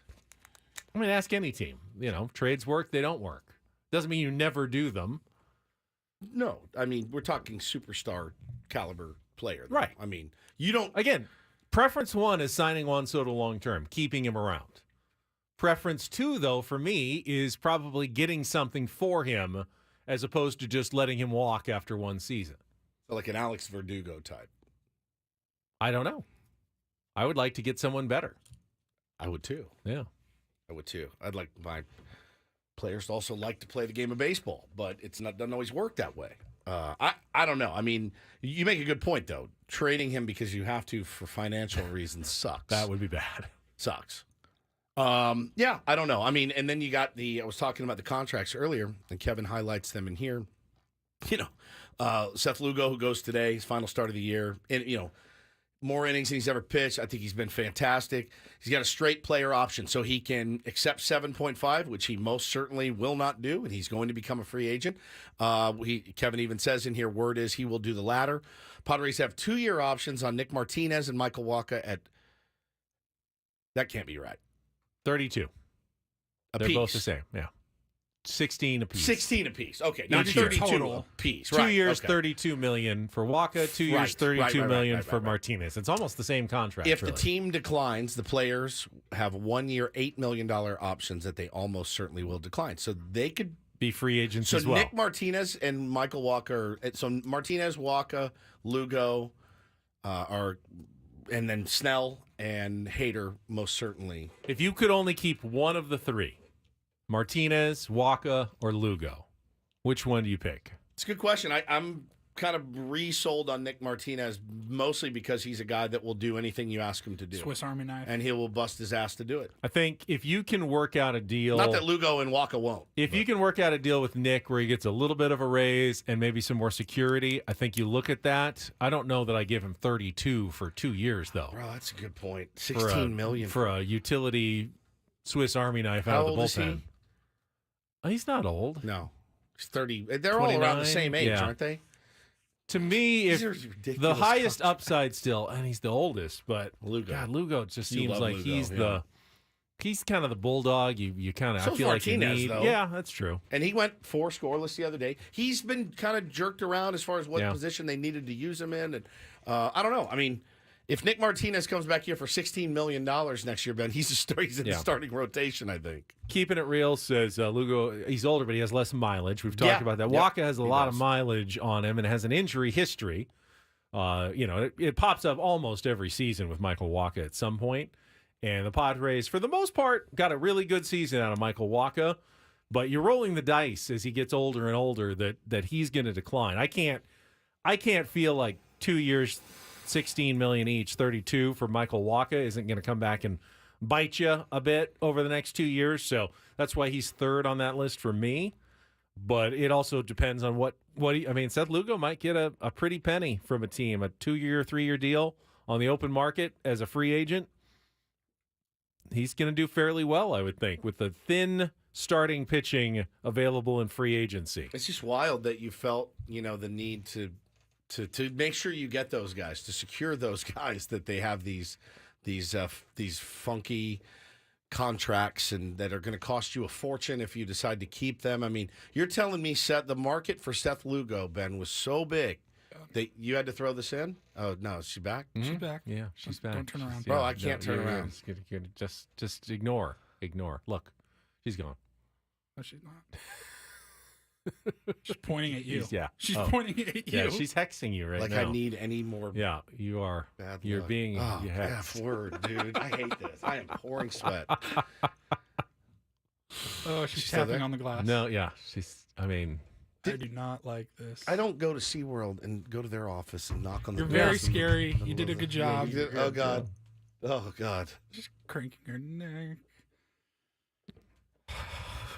I heard the door. stop hiding behind me. As though I am going to protect you at all. There's just no chance. You know how I always say, like, you leave me in the trenches? Yeah. This is me leaving you, throwing you to the wolves. There's a bat. Your bat is behind the door. I don't know if that's probably an appropriate response, but all right. She's still there. Violently. She's shaking. Like, did you see those ads for The Exorcist, the new one with the little girls? Oh yeah. Have you not seen those TV commercials? No. Creepy little girls. It looks so scary. I mean, it looks terrifying. Go away. And there's like Saw 10 coming out this month too. The Halloween movies. Go away. I'm not. threw a baseball. It's I'm not. They're laughing at you outside. They're laughing. I don't care. She has handlers. She's not a real demon. She has handlers from SeaWorld. She's very good. They're probably giving out Shamu sugar cookies at the same time. Get a grip on yourself. She's leaving. Like I smell the stench of fear on you over dude, here. You're not kidding. I do not like that stuff. Pouring dude. sweat. You are pouring sweat. I don't like that. I'm trying to do business here. Damn it. Get the hell out of here. We're having a serious Padres discussion. I'm going to go rip Adam a new one. This is just we're done here. Hey, this would be funny if you guys walked into my morning show This studio. was terrible, dude. Speaking of cookies, by the way, thanks to Cravery, who dropped a whole box of cookies by. You've had them at the ballpark, right? Cravery cookies? Oh, God, very good. Who are you talking to, dude? Very tasty. Trying to resist at the moment, but we appreciate that. Fresh box of Cravery. I like that lemon one. I don't know. That's maybe not everyone's favorite, but I love lemon cookies. That's fantastic. I can't focus on anything. I'm done. She's way on that side. Yeah, of the she's gone to building the now. other side of the building to torment John and Tammy, maybe, or Robin Joss. I do not like this, dude. How are you going to get out of the studio? I don't know. I'm taking my bat. I with don't me. see. I mean, she may have already gotten Braden because I don't see him here. He's usually waiting around. So If I got off the elevator or something in the morning at 4 o'clock in the morning when I got it, she was there, I would have soiled myself. it's funny how we fear so many things that will never really happen. Sure. You know, like the ghosts and stuff, but there really could be yourself, a scary dressed up lady who's in the elevator waiting at 4 in the morning when you walk in the building. All she has to do is just have the will to get up in the morning, get dressed, get in costume, and she could give you a heart attack. I could. When she I would walked in. die. I mean, that could literally happen. Like, you walk into your garage like at night, and there could be someone just waiting there for you. That's not super normal. That's not paranormal or supernatural. That could happen. But we get ourselves all worked up about the wrong things. That woman, though, is legit scary. Oh, God. Thought of another one. You know how we always have the things that we feared when we were kids? Yeah. So I saw a story. I think it was on Channel 10, Ben. Did you hear about the Hells Angels that were arrested for assaulting someone in OB? And I thought to myself, oh, that's another one. Along with, I was terrified of, when I was a kid, of the Hells Angels. Motorcyclists? Yes. The Hells Angels. Just them in particular. When I was like 7 or 8, I remember my grandfather like, oh, don't ever mess with the Hells Angels. And I was like, well, it's right there in the name. I'm clearly not going to mess with. Well, they're also angels, though. I'm not going to mess with somebody. Yeah, the angels of hell. I'm not going to mess with the Hells Angels, Papa. Never. And I've been terrified of them since I was a little kid. And I saw the story pop up and go, oh, yeah. Still got me at 48 years old. If I see him on the freeway, I'll give him a wide berth. Terrifying. That's another one. I feel like a lot of those motorcycle clubs, they'll also do a lot of giving back to the community. I think you're absolutely right. Good things as well. I think you're absolutely right. I'm not saying anything against the Hells Angels. Well, I'm you just better telling you not I have be. a healthy fear of them and always have and always will. I'm looking at Juan Soto getting blocked off of home plate last night. Yeah, why didn't we challenge that? That was... because it was an infield play, and you're allowed to block home plate. Now, I don't the same one that we got banged why on. Gary Sanchez got called for blocking the home plate. I don't know why. I didn't want to finish the show because I saved this without calling Juan Soto out, since we were just talking about him, for what may have been the worst at-bat of the year yesterday. Did you see what he did in the third inning, or were you not watching at that moment? Padres made 2 very quick outs, and Juan Soto wasn't ready. He wasn't even in the on-deck circle yet. So he strode to the plate 15 seconds late, already down a strike because he wasn't there in time. He then fouled a pitch off, took a ball, and then took the worst check swing you've ever seen to strike out on what could go down as the worst at-bat of the year in Major League Baseball. I would bet. I think he's turned in enough good ones. Yes, I'm not saying that it's... You know what it is? You know who he reminds me of? And I think Red Sox fans would probably appreciate this. Manny had more power, but Manny Ramirez, he was a it's Manny being Manny. It's Juan being Juan sometimes too. I mean, it really is. It was like first pitch out, and all of a sudden it's like, oh, I wasn't even ready out there. It's like, too late. You're down 0-1. There's an affability about them. There's something that I always appreciate about Juan is when he comes up there, Ben, it could be the most tense situation in the world, and he's still looking back at the catcher, laughing, smiling.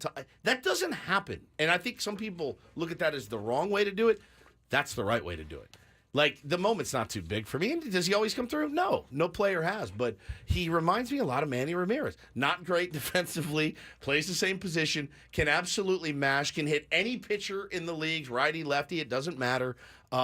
Just a pure hitter with a brilliant eye. I think that's Manny Ramirez in a nutshell. And Red Sox fans, Ben, they would take a bullet for him. What are we trying to do? We're trying to trade Juan Soto. I mean, you don't want the guy who's squeezing the sawdust out of the bat when a clutch situation comes up. I mean, it seems like they're trying harder, but that rarely is the path to success. You want a guy who's loose, relaxed. Manny's comfortable up there. Yep. Juan's comfortable up there. It is what you're going for. All right, all guests on Beto Woods appear on the Premier Chevrolet of Carlsbad fan hotline. Save money the right way with Premier Chevrolet of Carlsbad. Visit them today in the Carlsbad Auto Mall. Chevrolet, find new roads. Braden and Coach coming up next. Thanks to our executive producer, imaging director, Paul Reindl. For Stephen Woods, I'm Ben Higgins. Enjoy the rest of your Tuesday. We'll talk to you tomorrow morning at 6 a.m. right here on San Diego's #1 sports station, 97.3 The Fan.